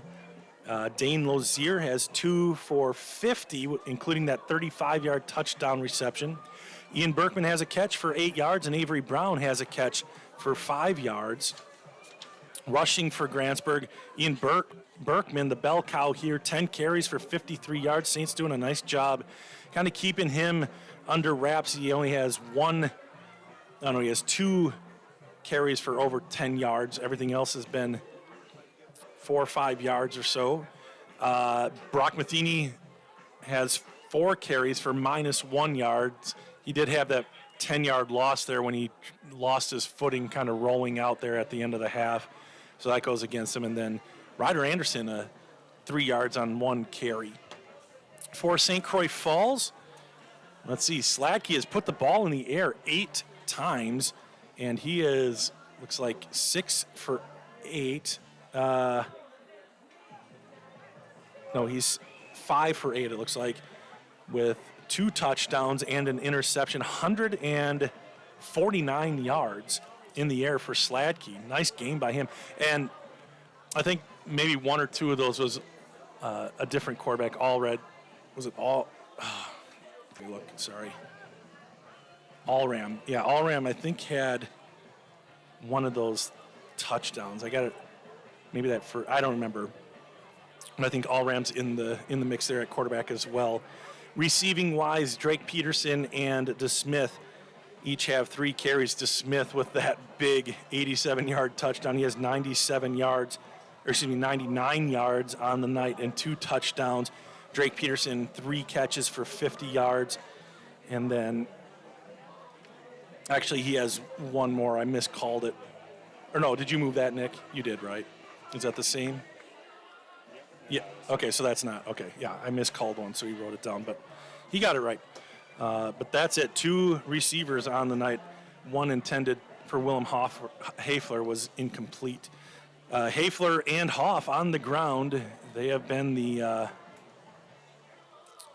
2 big ball carriers, although Steek has 6 carries, but Hafler has 8 carries, 22 yards. Hoff has 8 carries, 20 yards, and Steek has 6 carries for 25 yards. See, Hafler has a fumble and no touchdowns on the ground. I think there was a touchdown on the ground. Well, and then Sladke has 2 carries for 0 yards. So the running game not producing a ton for St. Croix, but they did get the ball with short field a couple of times with Grantsburg turnovers. And I think the one time, what did they get it at? About the 7-yard line or something, 10-yard line, somewhere in there. So didn't need to get a lot of yards. So that kind of skews it if you're looking at, they scored 24 points, but only have, I don't know, it didn't add up how many total rushing yards they had. 22, 42, 67-ish, 70 yards on the ground. Not terrible by any means, but all right. Let's see. We've got a couple minutes left to go. We could probably do one more card. We'll do it really quick. All right. I see people Zach says go Pirates. So does Alex. Nathan says go Saints. Hashtag Saints Nation. Colton chiming in with the go Pirates. All right, we're having a little bit of war in the comments. We like that. All right, let's do one more. Really test you guys. All right, here we go. I'm going to go quick because I don't know that we're going to get that extra 3 minutes. So I'm going to go quick, and I'm only going to say the clue one time. And there's Caden Folkstead. Not coming back into the game, but looking all right. All right, here we go. Clue number one, date back to the Middle Ages. Clue number two, once required a blood test. Braden says meatball. It's ML. Clue number three, sometimes connected to a fee. Clue number four, often connected to witnesses. Clue number five, Elizabeth Taylor had many of these. And I'll wait just a sec. Clue number six, a document surrounding weddings. So there you go. ML, who's going to get it? There it is. Nathan Warner got it. Marriage license. Ooh, just ahead of Kate. Oh, Curtis. No, this is, you're looking for a different game there, Kurt. Brad and Bazinga. All right, awesome, guys. All right, fun stuff. Thank you guys for hanging in there with me during halftime. I like playing that with you guys. Thanks for participating. Matt and Calvary Covenant, Scott Sagal, I think both had two, so congrats on the big dub. Jackie Taylor also says marriage license indeed. Angie says, keep it up, Saints. You're rocking it. They sure were, especially in that first quarter. They were rocking Grantsburg ball carriers. They caused 3 fumbles. 2 of them were just ripped from Grantsburg ball carriers' arms. And then it was all just unraveling for the Pirates. I think they held the ball for like 30 seconds maybe in the first quarter. But since then, this has been a very good game. St. Croix got out to a 14-0 lead. Grantsburg cut it in half, 14-7, but then St. Croix Falls got the kickoff. And from the first play from they tried to do a reverse. It got snuffed out at the 13. First play from scrimmage was a 87-yard touchdown and left the defense in the dust. Grantsburg was able to turn it around. Caleb Rombach with an interception at about the 50. Pirates able to score after that. And then a field goal tacked on for St. Croix Falls, and that's where we're at. And Grantsburg will receive the second half kickoff. Bounces at about the 18. Trouble picking it up. Now heading to the middle. Dane Lozier trying to go against the grain. Now he goes back to the right, has to reestablish possession of the ball, and then is tackled at about the 25-yard line. And that is where Grantsburg will start with the ball. Pirates start near their own 25-yard line.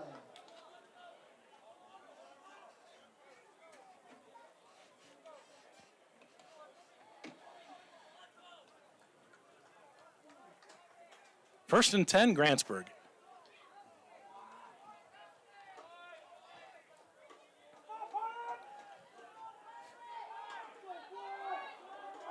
Pirates come out with 2 receivers, one left, one right, a tight end to the right and a wing back to the left. Handoff is going to Burkeman. Burkeman reading. Good job. Who was that? He deserves a big shout out. Number 8, Brody Alrem. Good job taking on the block, shedding it, and making the tackle, because that was key. If Ian could have made a quick cut, he would have had some room. Instead, it's just a 1-yard gain for one of the best backs around, Ian Burkeman. They've kept him in relative check. Back to pass, Matheny.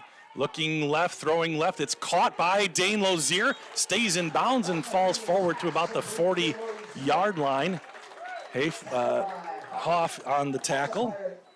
Grantsburg gets a first down, and they move the chains on their first crack at it out of halftime. They're back on the line of scrimmage. Brock Matheny normally wears number 9, but with these black uniforms, wearing number 6 tonight. He has put in a ton of work in the offseason as a quarterback here. It's a read, and he gives it off to Ian Burkeman, who's tripped up and is down at the 40-yard line. Gain of a couple.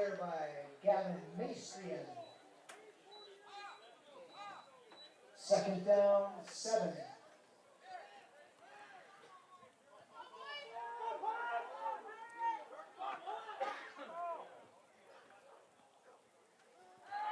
Back to pass. Matheny flushed, almost tackled, sneaks away from another one, and then throws it.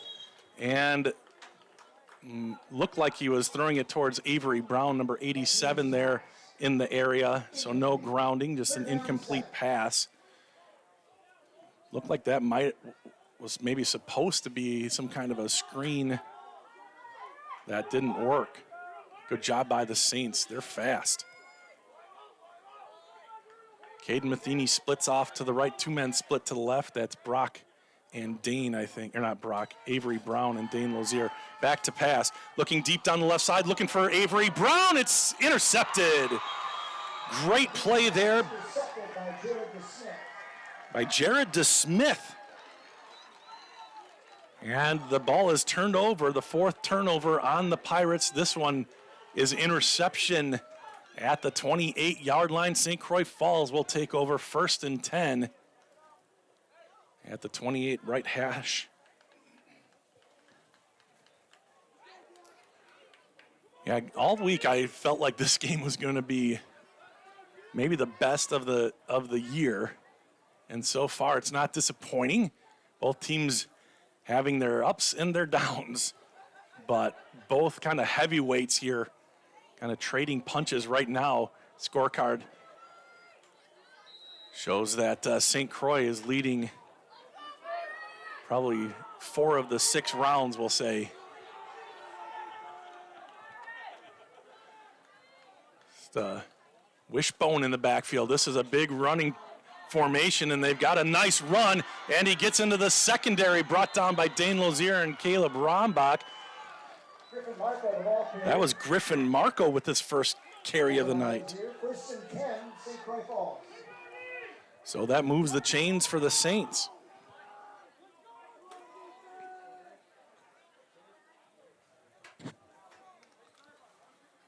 First and 10, Saints at the 45. And another one to Marco. Cole on the left side, and this time has about 4, maybe 5 yards on the carry. So we haven't seen Cole Marco get a carry yet in tonight's game or last week, I don't think. 23.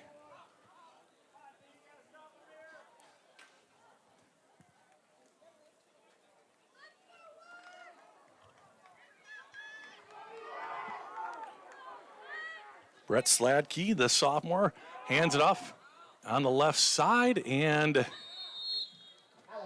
couple yards. Hoff on the carry that time.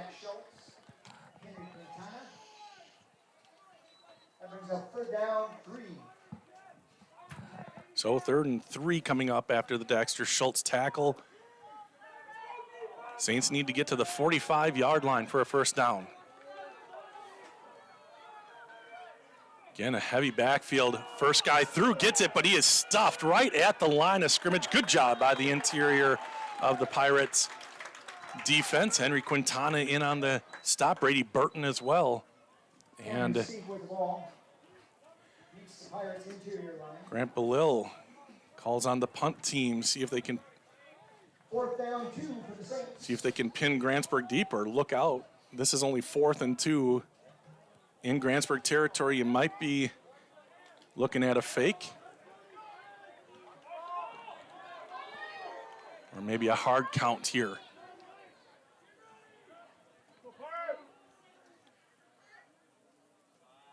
And here's the snap. And they will kick it away, angling to the left. Not much of a chance for a return. It bounces and will roll to a stop. Looks like right on the 20-yard line. So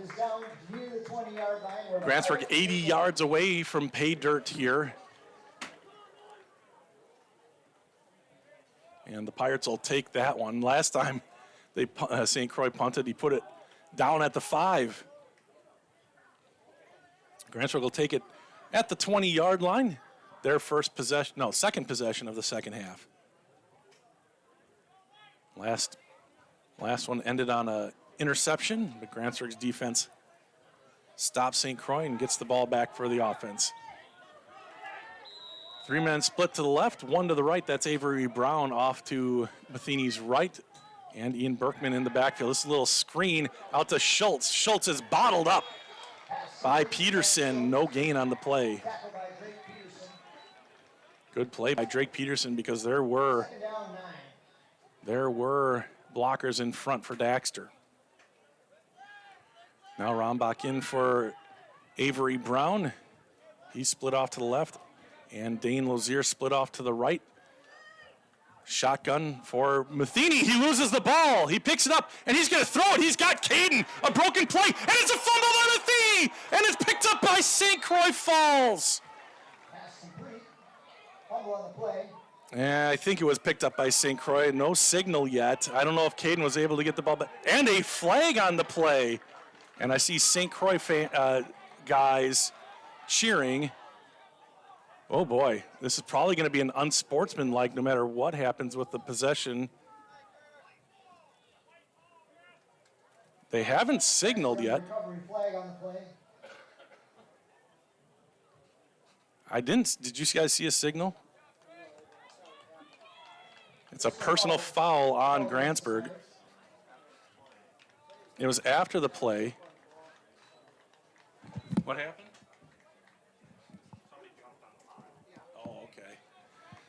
Sounds like somebody jumped on the pile late. And so is this going to be Grantsburg's possession? So Grantsburg does get the ball back somehow, but that penalty is going to back them up and make it second and very long. 2nd and 17. Is it 3rd? Oh, yeah, because it's after the play. So the play counts, and now it's 3rd and 17. So a passing situation or maybe a counter here or something from Ian Burkeman. We'll see. Trips to the right. Brock back to pass. He's deep. He's moving left. He's going to chuck it deep. He's got a guy. Dane Lozier just overthrows him. Dane got a step. And that's all Grantsburg could try to do. And Brock was knocked to the ground at the end. I had to move my eyes downfield. Dane had a step, but that's a tough one to connect on. Brock with a beautiful throw just a little bit too far, and that's going to bring up 4th down here, and Alex McCormick likely to come in. Actually, Grantsburg's keeping their offense out there on 4th down. He's going to throw down the middle of the field, and it's way overthrown, and that's going to be a turnover on downs. I wonder if there was some confusion on what down it was.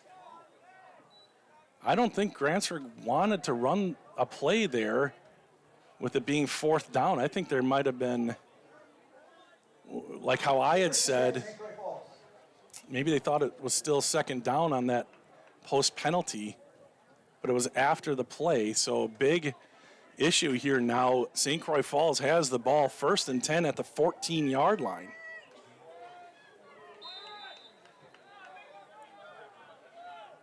Big moment in the game. St. Croix up by 10 with an opportunity here to really put their foot on the throat. It's a keeper by the quarterback. He's wrapped up. Allram is driven down, and it's a loss, I think, or maybe he got back to the line of scrimmage. Brady Burton out there, Bubba Quimby also. 2nd down, St. Croix Falls. And there's not much, if anything, on that play.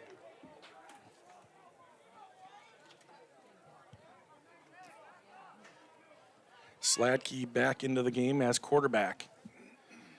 John Griffith saying, what a game. Thanks for broadcasting, Bob. You bet, John. John, a longtime bud from Cameron. Back to pass. And he throws it an out pattern. And he is corralled. I thought the ball might have come loose. He kind of held it up. But a good job by Grantsburg to smother that little flare, and that was Levi Anderson, I believe, on the tackle. Tackle by Levi Anderson. 3rd down, 7. So 3rd and 7. The defense has to hold for Grantsburg here. Can't really afford to give St. Croix another score. I think St. Croix is in field goal range, just judging by the little bit I have seen from their kicker, Lindblad.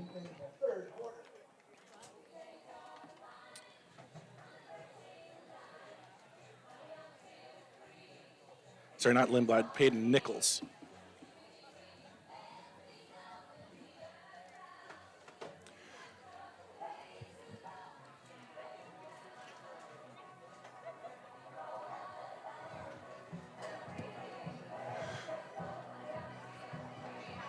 So looking ahead, Grantsburg's schedule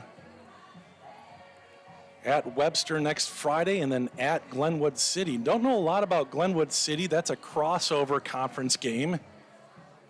And then, I don't know the last time the Pirates have played Glenwood City, but with the whole conference realignment, you can see Cameron, Shatek Weyerhaeuser, and Cadott, all 3 of them now in the Lakeland Conference. Cameron coming back.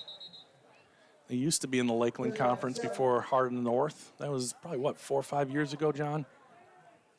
Something like that. Coach Adam Hale working on 100 wins. He has 98 wins in his career. Phenomenal career, 714 win percentage, I think. Here is the wishbone. It's going to go to Marco. Marco churning his way forward, and I think he's got enough for a first down on that 3rd and 7. And it is a first down for Marco. Dylan Seeger makes the tackle, but it's 1st and goal Saints. Ball at the 3-yard line.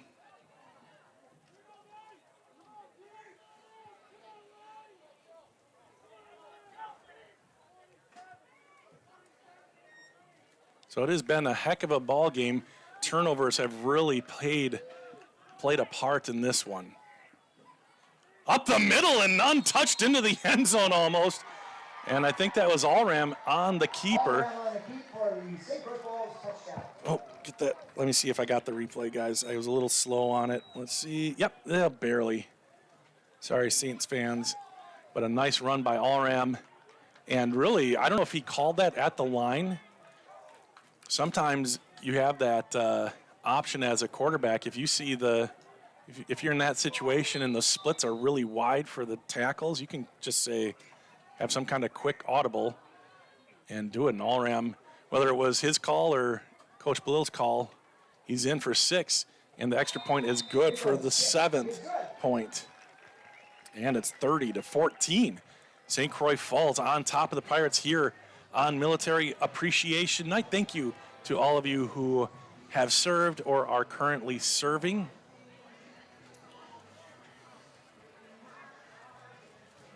Service members tonight were able to get in free to this game.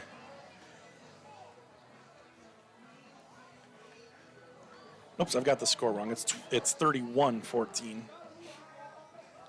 31-14, 5:10 left to go here in the 3rd quarter. Grantsburg went 12-1 last year. Beat Amery last week. So a regular season loss. It's been a while. Back to the 2022 season.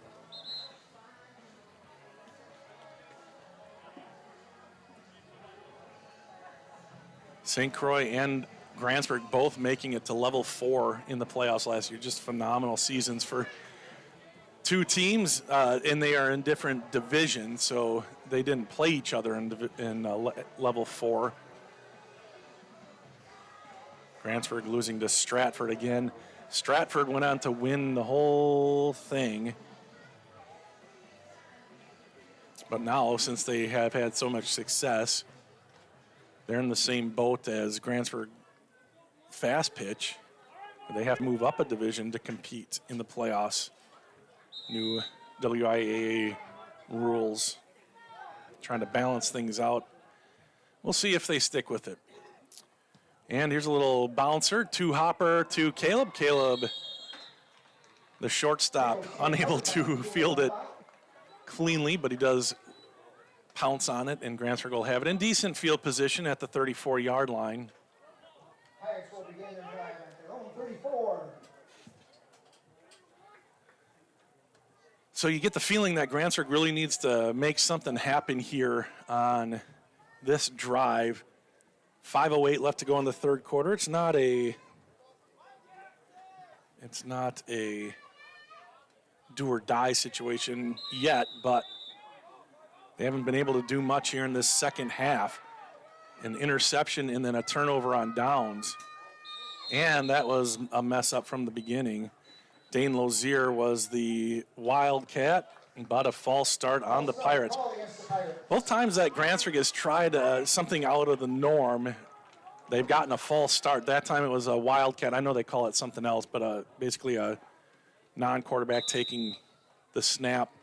And then the last time was when Henry went in as the fullback, is kind of a heavy set rhino, we used to call it. And they false started there too. So back to normal with Brock as the quarterback. Ian behind him, and Ian will take it, and he is stuffed. Gets to about the 30-yard line, which is basically the line of scrimmage. So good job by the interior, and they're fired up. Cole Marco comes up excited. 4.5 minutes left to go, 31-14. Colton says, me and Alex appreciate you, Bob. Thanks, guys. I appreciate you. And thank you for what you do. Thank you for your service. Back to pass on second down. Lots of time. Brock now looking. He's got a guy all the way across the field, but he goes over the middle. Great play. That was right on to Avery Brown, but that one was a perfectly defended play by Petherbridge. Called his name a couple times tonight. No question, that was just a good football play by St. Croix. Now, I don't know if you could see it in the screen, but Brock had a guy wide open going down the field all the way on the other side. There's no way, not even Brett Favre would have tried that one. Well, maybe Brett Favre would have, but nobody else with, who's sane, like Brock. So now it's 3rd and long. After the penalty, they're backed up. He's going to go deep down the middle, and that one is overshot, intended for Caleb Rombach. I hear some people chirping in the Grantsburg stands, calling for holding. It looked like Caleb had a step, but he couldn't pull away. I see Adam Hale again upset that there was no call on the play.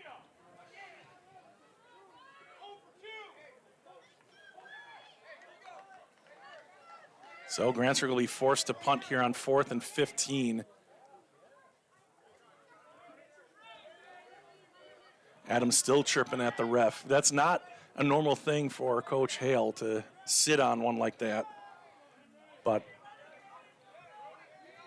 he clearly saw, or felt he saw holding on that play, not allowing the receiver to run his route. Here's Alex McCormick, a little end over end, a beauty. Taken at the 30. Daxter sheds the block. And a big hit. And a flag in at the end. Dylan Seeger. But a flag comes flying in near the tackle. We'll see what that is. I don't even see the white hat right now. Where is he? There he is. Making his way to the 45. We're going to get a signal here. It's going to be illegal block on St. Croix Falls. That'll back them up 10. So Saints have some things to clean up in that regard. They've had a lot of penalties here tonight. This one won't hurt them as much because it's, not going to back them up to a 1st and 20 type of thing. They'll just get a 1st and 10, but 10 yards back from where they would have. 3:55 left to go. It's been a stalemate basically here. Oh, no, St. Croix scored a touchdown. Yeah, forget about what I'm saying. But just under 4 minutes left to go. Pirates need a stop.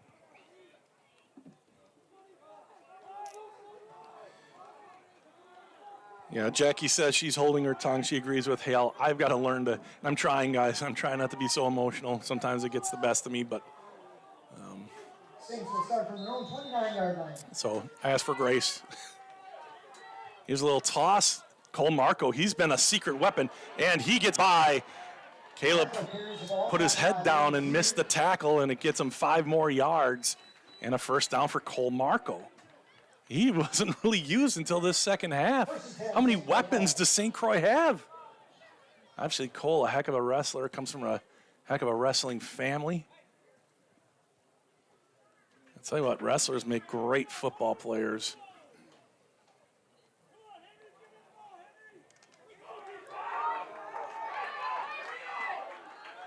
Again, tight wishbone formation. That's like an inverted wishbone. Marco again, and he's just following his blockers. And there is Levi Anderson. The ball came free. The Pirates have it. I couldn't see exactly what happened, but you can see how they reacted. And Grantsburg recovers it. It was, that's a number change. Who's 70? Who? Henry Quintana, I think, came up with the ball. So a sudden exchange, and Grantsburg with a big break that they needed. Another turnover. That's two, I think, on St. Croix. Grantsburg has had 4. That's the second lost fumble for St. Croix.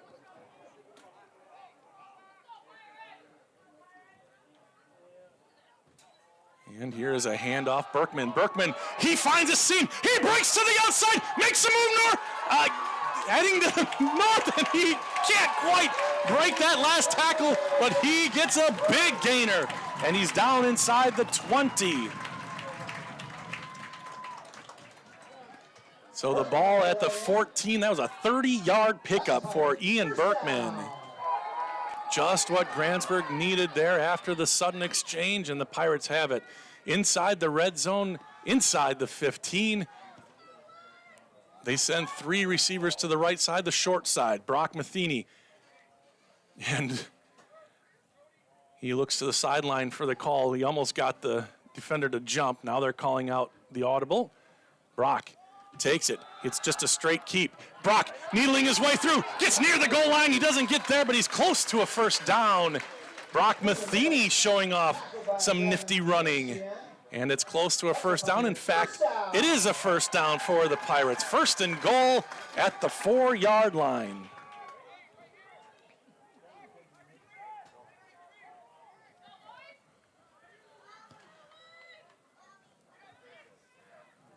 And that ball is snapped early. Brock is going to roll out. He's looking for a block, and he is going to be wrestled out of bounds. That was a broken play by Grantsburg. It was snapped a little bit early.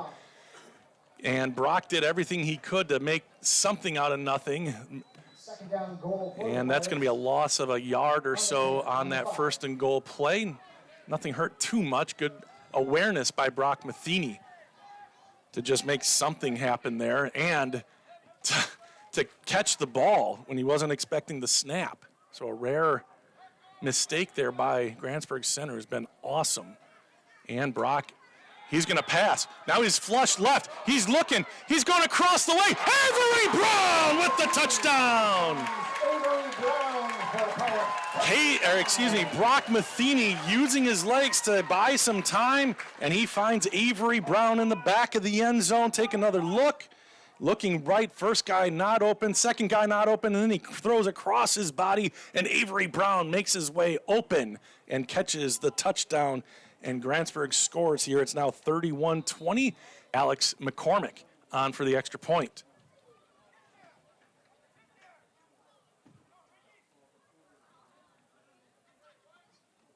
Snap, spot, kick.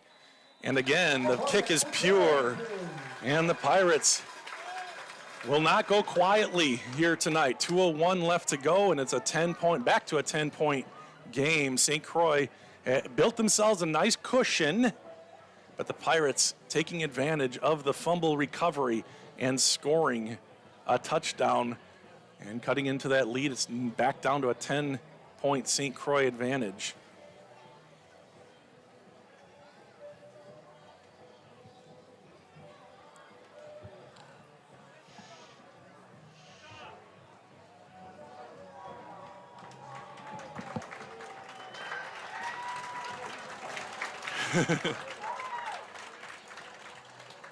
Oh, we missed the flag guy.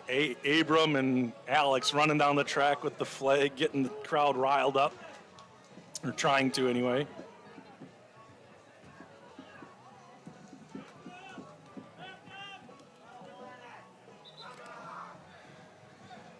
So a little bit of momentum change now after the turnover and the touchdown. The Pirates have some momentum, which is all fine and good, but St. Croix has that 10-point lead, which is better.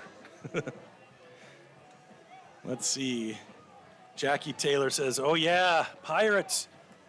And Richard says, nice, eh? All right. That reminds me, Grantsburg just got to meet their Australian foreign exchange student. He joined practice, I think, 2 days ago. So welcome him. Hope he has a great time here in the States. Always cool to have a foreign exchange student in the mix. Did I say he's from Australia? He is from Australia. Here's McCormick. The kickoff is deep. Nice kickoff, and it drives him back to the 4-yard line. And up the middle. Lots of room up the middle. And finally brought down, I think that was Sawyer Spate on the tackle.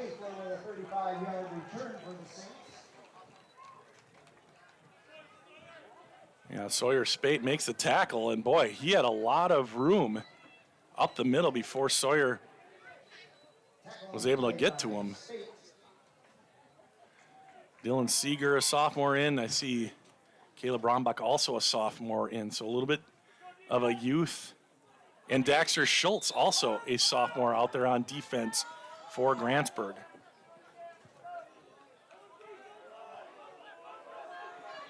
First and 10. Handoff up the middle, nothing doing for the Saints on that one. Interior and linebackers getting to him.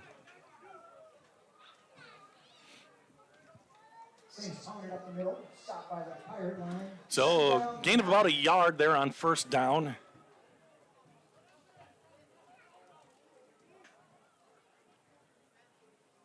Waning minutes of the third quarter.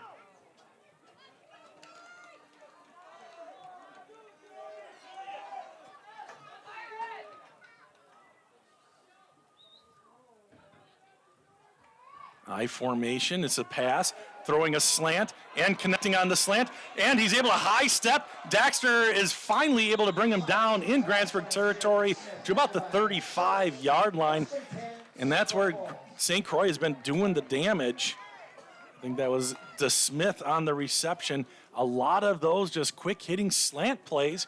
Those are tough to defend, and then they're able to run. At that time, a nice run after catch for DeSmith, and resets the chains in Grantsburg territory. 50 seconds left to go in the third quarter.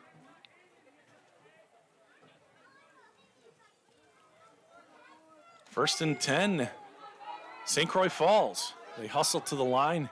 DeSmith checks in as the right tight end. And another just power sweep to Marco, and he has stood up and driven back.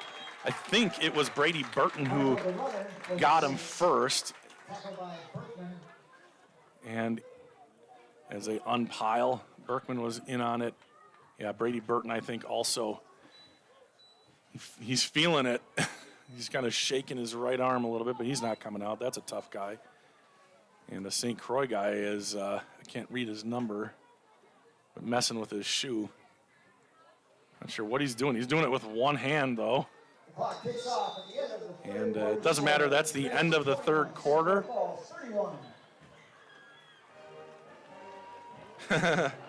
Jackie says to tell her daughter, Kendall, get those boys some more Gatorade. Well, by this time last game, we probably had 3 or 4 cramping situations. I don't think I've seen a single, there's been no stoppages of play for cramping. It might have been something I missed on the sideline, but a much better performance this week. I didn't see all the carnage last week for the St. Croix Unity game, but one can guess it was so hot and humid that day, and they're not in school yet, so not in a routine, and if they're anything like my boys, they do not drink enough water during the day unless they are mandated by taking tech away or taking a car away. Just kidding, it's never really gotten that serious, but.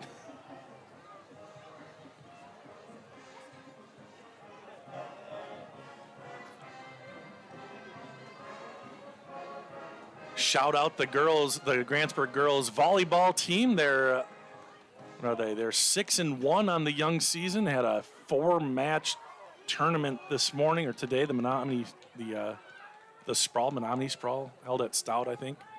They just couldn't quite get past Eau Claire North. That's been a kind of a rivalry of theirs. Sounds like it went to 3 sets, but North pulled it out. But a good start to the season for the volleyball girls. Some shifting in the backfield, and what are they doing? A whistle and a timeout. Grant Belil has to burn a timeout here before the second ticks off the 4th quarter clock, and he is down to 1 timeout left. So I think they were trying to fool Grantsburg there. I think Grantsburg was ready. And they shifted their 2 lead backs there. Grantsburg countered it, so good job by the coaching staff for Grantsburg to know what to do there. You heard me earlier say Dennis Hale is the defensive coordinator while he is home for this game.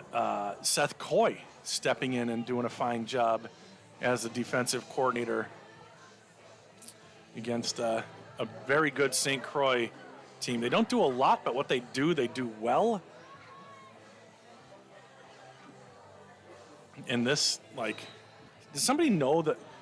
You guys might know. What is this formation called with the 2? It's like a inverted wishbone. You guys know what it is? I heard what it's called once. Oh, full house? Okay, we'll call it that. And they shift back into the now strong left. Everybody on the left side. And that is going to spring Hoff for a few yards, maybe 4 or 5 yards on that second down play after the St. Croix timeout. Justin Julien gets the tackle. We're down 3 for the Saints. Nolan Brandsted's coming in, and Quimby coming out. Warn a guy, Nick. So 3rd and 4. Pitch off to the left, and he is brought down very close to the first down. I think he had enough, needed to get to the 25. I think he just crossed the 25-yard line. Hoff. Should be a first down. We're still waiting. Yep, first down signaled by the white hat. The clock runs. 11:18 left to go and counting here in regulation. Oh, darn it. I thought of this with a minute to go in the 3rd quarter and thought, it's too early to change that. But I haven't seen a comment yet, so we'll say we're still good. 4th quarter. All right.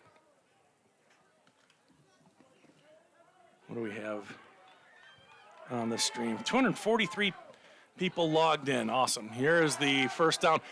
Allram rolling to his right. This is a designed keep, and he puts his head down and makes the defender, I think that's Caleb Rombach, took the brunt end of that one. He's going to get credit for the tackle, but Allram rammed him over, and it's a first down. 1st and 10 at the 13, 14-yard line. Big moment in the game. If St. Croix can punch it in here and get a 3-score lead, that's huge. St. Croix quickly breaks the huddle. They're strong very strong left, and that's where they go. And again, it works. They just put student body left and just truck over guys. If Grantsburg overcommits pre-snap, they can probably run some kind of counter or maybe something to the weak side. So Grantsburg has to play it straight up. Gain of 6. And St. Croix playing a little bit of clock management here. It's a little early to go full bleed the entire clock down, play clock, but not in any hurry to get to the line of scrimmage.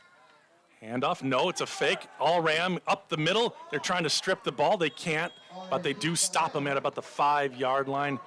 Minimal gain there for All Ram, close to a first down.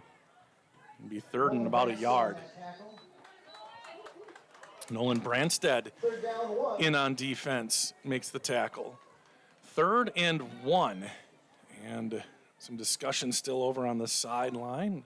Coach Belil talking to Allram, who's going to check in. Again, they are taking their time, getting the play in, getting the huddle going. 9:14 and counting. And they've got 10 seconds. They've got 5 seconds. They get it away, and the quarterback sneak goes for a first down. So they bled all of the clock there. Clock stops with the moving of the chains, and they'll wind the clock, and here they go. St. Croix doing a great job bleeding clock here and making first downs, and now they have it 1st and goal at the 2-yard line. Playing this one perfectly. Grant Belil has yet to have a team win here in Grantsburg. This, if they can punch this in, there's Marco. No, it's not Marco, but it is a touchdown. Oh, no, they say he's down short. I saw one guy in the end zone, but it wasn't the ball carrier. And that was Hoff, just short of the goal line, which might suit them just fine. So it's going to be 2nd and goal, 2 whiskers away from the goal line. So they can bleed another 30, 35 seconds off the clock here. Really well-played game by St. Croix Falls. For the most part, Slacky back in. Of course, they've had, Grantsburg no slouch. They've made some plays as well, but St. Croix had a game plan coming in, and this is it. Up and over, touchdown. Although the passing game for St. Croix has been very good, that time it was a half-yard plunge by Steek into the end zone, and it's 37-21. 8:03 left to go, and barring something crazy happen, Adam Hale's going to have to wait to get that 99th win of his career.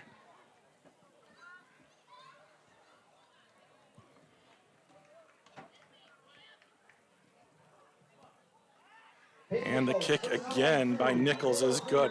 Well, we have 2 good kickers here tonight as well, McCormick and Nichols. Very good. Both have been perfect when called upon. 38-21, a 17-point lead. That extra point was very important because now it's a 3-score game with 8:03 left to go.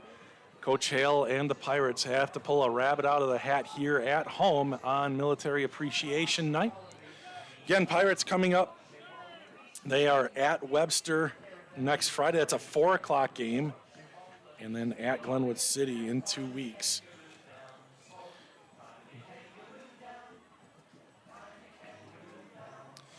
And I haven't heard this song in a long time.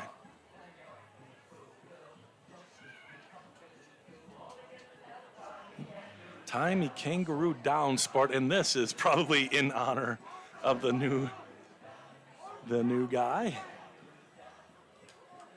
the foreign exchange student. St. Croix Falls is heading to Ashland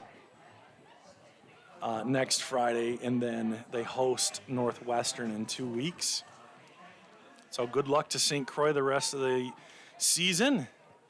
Can catch all their home games. Chris Folkstead has the play-by-play from that beautiful stadium, my favorite stadium. And I'm a Grantsburg guy, but I'll give St. Croix props on that stadium. Don't ever change. I know it's a historical place. Man, that place is awesome to watch a football game, especially when the fall colors arrive. Incredible. Dane Lozier, he's going to set up, they're trying to set up a return right, and he gets out there. Oh, he hurdles and then gets smoked. On the tackle. So that was kicked to him. It was a return set up to the right, and take another look. Dane makes an athletic move to hurdle the one guy, but then boom. And a nice hit, number 28. Cameron Steek. He's got a touchdown now. He just launched Dane Lozier. He's fired up. 1st and 10.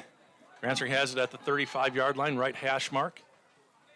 And a flag and a penalty on the Pirates, I think. False start. Yep, false start on Grantsburg. So, Call against the Pirates. First down, 15. backs him up 5 yards. Grantsburg's going to have to pass here from here on out probably. St. Croix's done a nice job on Ian Burkeman today, and don't have his final stats yet, but probably won't get too many more carries. Ian is in the backfield with Daxter Schultz, flanking Brock. Brock's going to go to the right and gets it to Dane Lozier. Dane is driven back, but forward progress. He's out to the 35-yard line. Clock continues to run as they set the ball on the right hash mark once again. 2 men split right. Avery Brown split way out to the numbers to the left. 2 running backs protecting Brock Matheny in the shotgun. And they do a little play action. This is going to be a screen. And Ian Burkeman just had it and dropped it. And the bummer of it for him is looked like he had some blockers to the left, but I think he just took his eye off the ball right at the last second, which is a common thing. I'm not saying for Ian, but just in general. Because they had that screen set up nicely. St. Croix really got in there on Brock, and it was a good pass, but just a physical mistake. You don't see that too often from Ian. Let's see if he gets another crack at it here as they send trips to the left.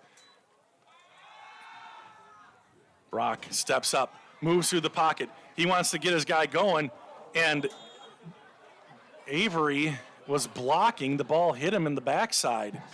He thought Brock was going to start running. 4th down, 10. And it's 4th and 10. So I think Avery just thought the play was kind of blown up, and he was trying to block for Brock, but Brock wanted to throw to him. And it's incomplete. 4th down, 4th and 10. It's do or die now for Grantsburg. Brock is going to throw. He wants to go deep down the right side. He's got Dane Lozier. Dane can't come up with it. Good coverage on the play by Hafler. And maybe just a little bit back shoulder there for Dane, and that's going to be a turnover on downs. And St. Croix Falls holds when they needed to hold Grantsburg. 7:12 left to go. They turned the Pirates over on downs, the second time they've done that this half. And it's 1st and 10, St. Croix. They might be able to run the clock out. 38-21, a big night for St. Croix Falls, and congrats to them coming in here and taking care of business. Now they just have to secure the ball. Don't cough it up, and they should be home free, especially if they can, even if they don't score here, if they can drain 3-4 minutes off the clock, it'll really be all they need to do. Almost positive they'll stay on the ground here, and this formation has been working offset. Now they come to the counter, and Daxter Schultz is there to make the tackle, but the clock starts, which is all St. Croix really cares about at this point. Schultz on the tackle, helped by Norman Jensen. 2nd down, 9.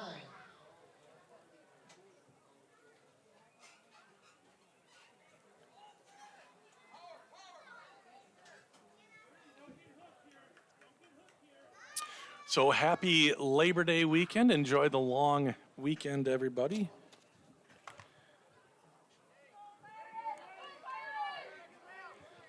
And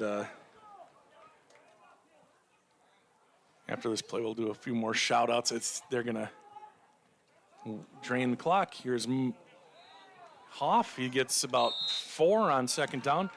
School starts next week, the 3rd and the 4th, but the 3rd really here in Grantsburg. The 4th for sophomores, juniors, and seniors. So have a great school year, youngins, and wish you all well. Not sure when St. Croix starts, probably the same time, I bet. Want to give a special shout out to Joyce Glover. It is her birthday today, 84 years old. Brian Handy is also, it's also his birthday, a little younger at 50 years old, so happy birthday. And then, as this one is close to first down yardage, one more special birthday announcement. Chris Folkstead, We Are SCF guy, turned 43 a couple days ago, so happy birthday, Chris. Thanks for all you do on We Are SCF. And last thing, I want to say thank you to Bill Oliva. Bill hung up his announcing mic, I guess, this year. So Doug Schmidt and Gideon are taking over for We Are Unity. So Bill has been so much fun on We Are Unity. And that 4th down play is going to be enough, I think. It's just a keeper. Actually, let's take a look. 5:05 left to go. The clock is going to stop as they spot the ball, and that is going to be enough for a first down. So the sneak gets it, and St. Croix has been immaculate in those situations. They have picked up every 4th down, I think, that they've tried for. Grantsburg has not been able to get them off the field. Part of the reason is it's usually 4th and a yard, and those are, pretty easy to pick up if you're a good running team like St. Croix. So clock runs, under 5 minutes left. St. Croix with a 17-point lead, and they will watch the back judge. That's Brett Slatke. And a false start, it looks like, false start on St. Croix. They don't care. That's going to back them up, but that's not the salient thing right now. It's the clock, and they are milking that clock.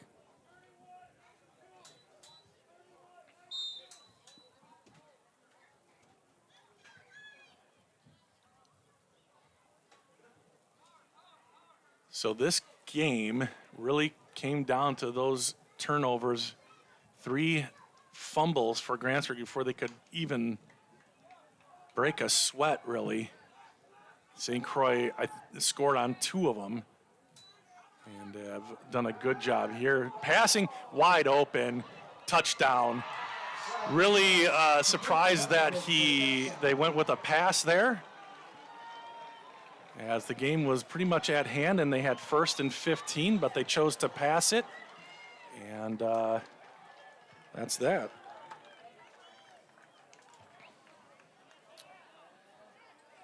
Petherbridge on the reception.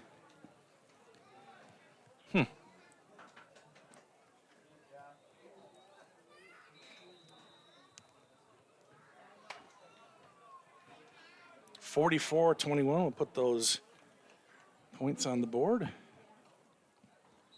Kick's good.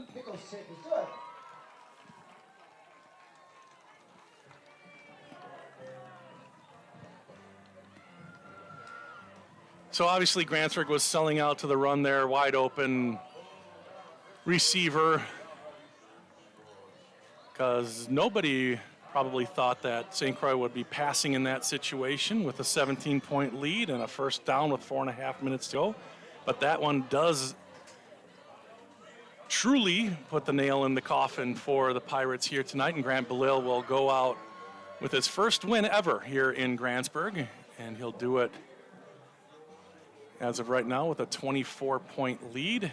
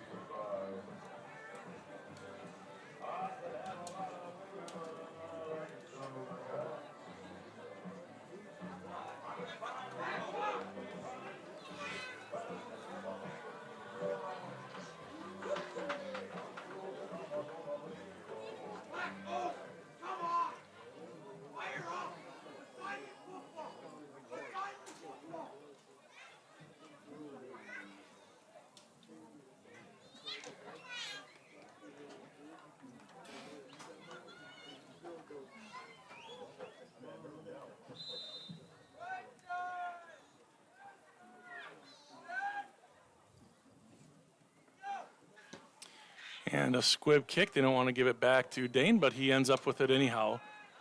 And he will knife his way to about the 35-yard line, and that's where Grantsburg will have it. 4:23 left to go.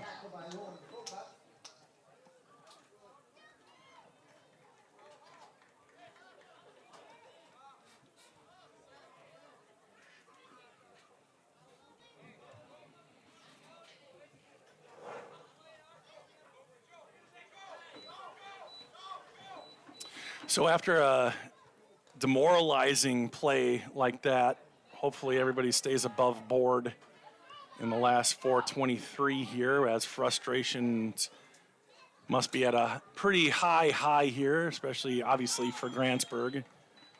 Not used to taking a beating like that, but that one's up the middle. Ryder Anderson, not much on the run, a gain of 2.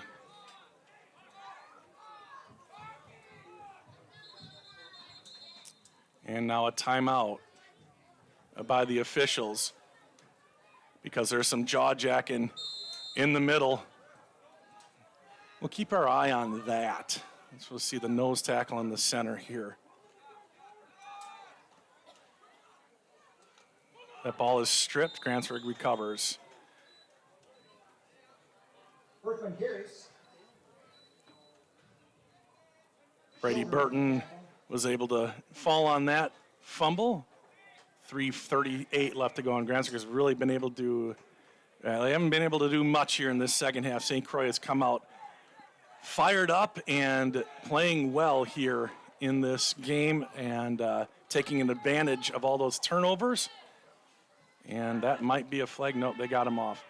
And Brock, he's going to flip it to Ian. Ian, he's down the right sideline, puts his shoulder down. He is out of bounds. And he's got enough for a first down, out of bounds. Clock stops with 3:14 left to go. Looked like Caleb got his hand smashed a little bit there. Hopefully he's all right.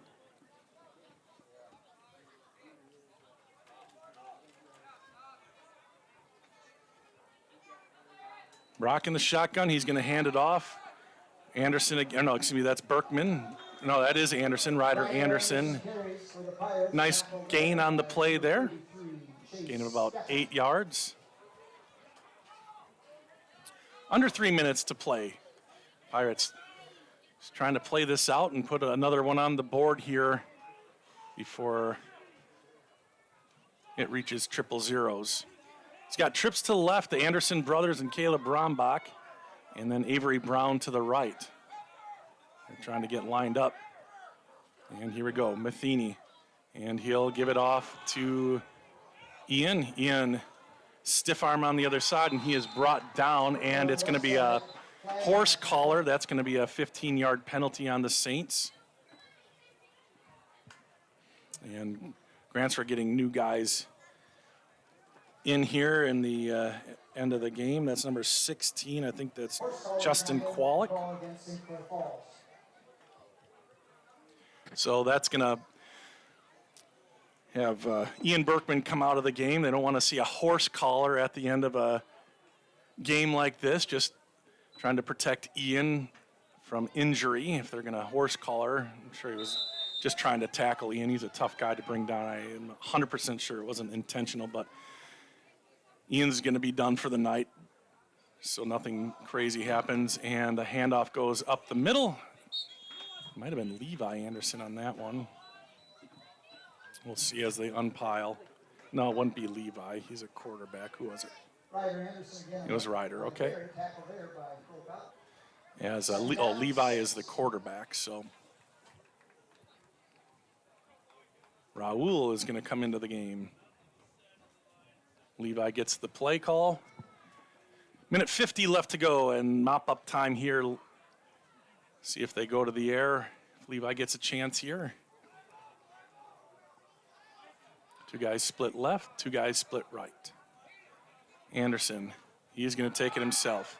Tries the right side, he has a little bit of room. Anderson makes a move inside, and he's inside the 10-yard line, a first down for the Pirates.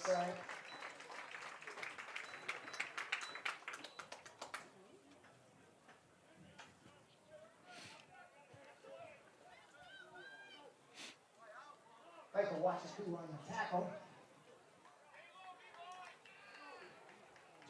And Bubba Quimby's going to hop off. He's a little hobbled off to the sideline.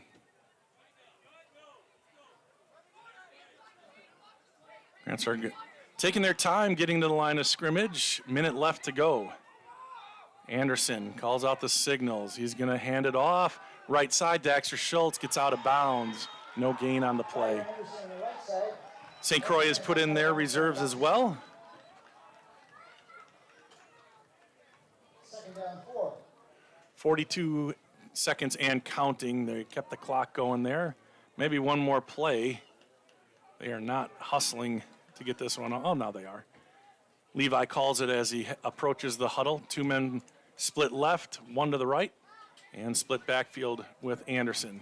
He takes a snap. He's going to loft one up to Rombach, and it's intercepted. Underthrown, and that is going to do it.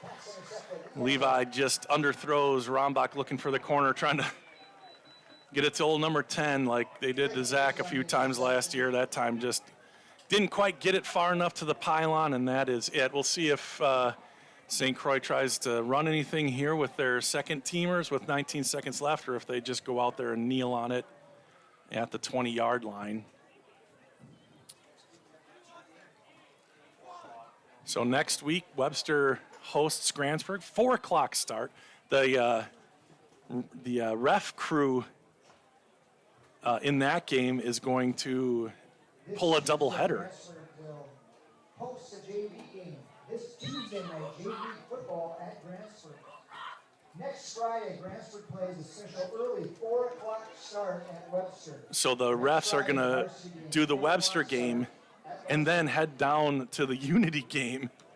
So pulling double duty there.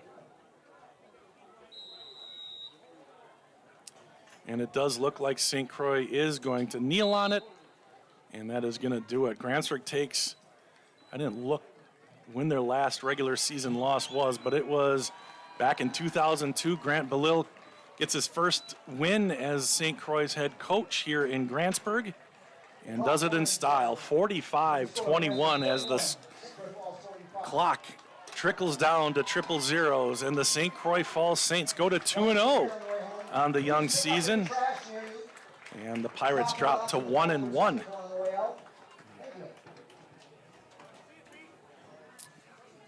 So not a lot left to say about this one.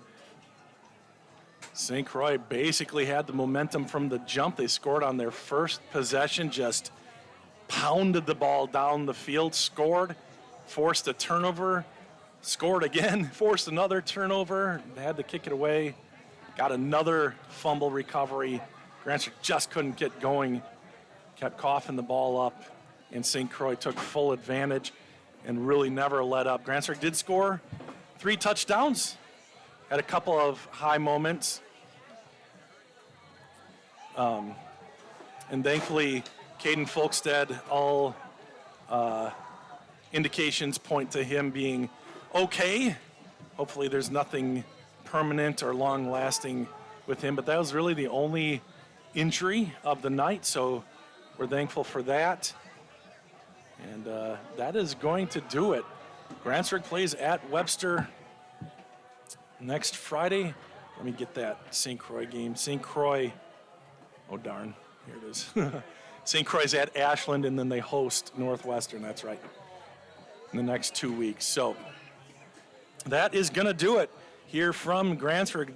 The St. Croix Falls Saints looking mighty fine here tonight. Coming into Grantsburg, into hostile territory, a place they've had trouble in the past, but taking care of business here, 45-21, as they take care of Grantsburg here tonight. So that is going to do it. Nick Rombach did a great job on the video camera once again, and my name is Bob Rombach. Thanks for hanging in there. Thanks for interacting with me tonight, and we will see you in a few weeks when we have another home game. I think we've got some volleyball coming your way in the next couple weeks as well, so stay tuned for that. Happy Labor Day weekend, everybody, and I hope everybody has a great night.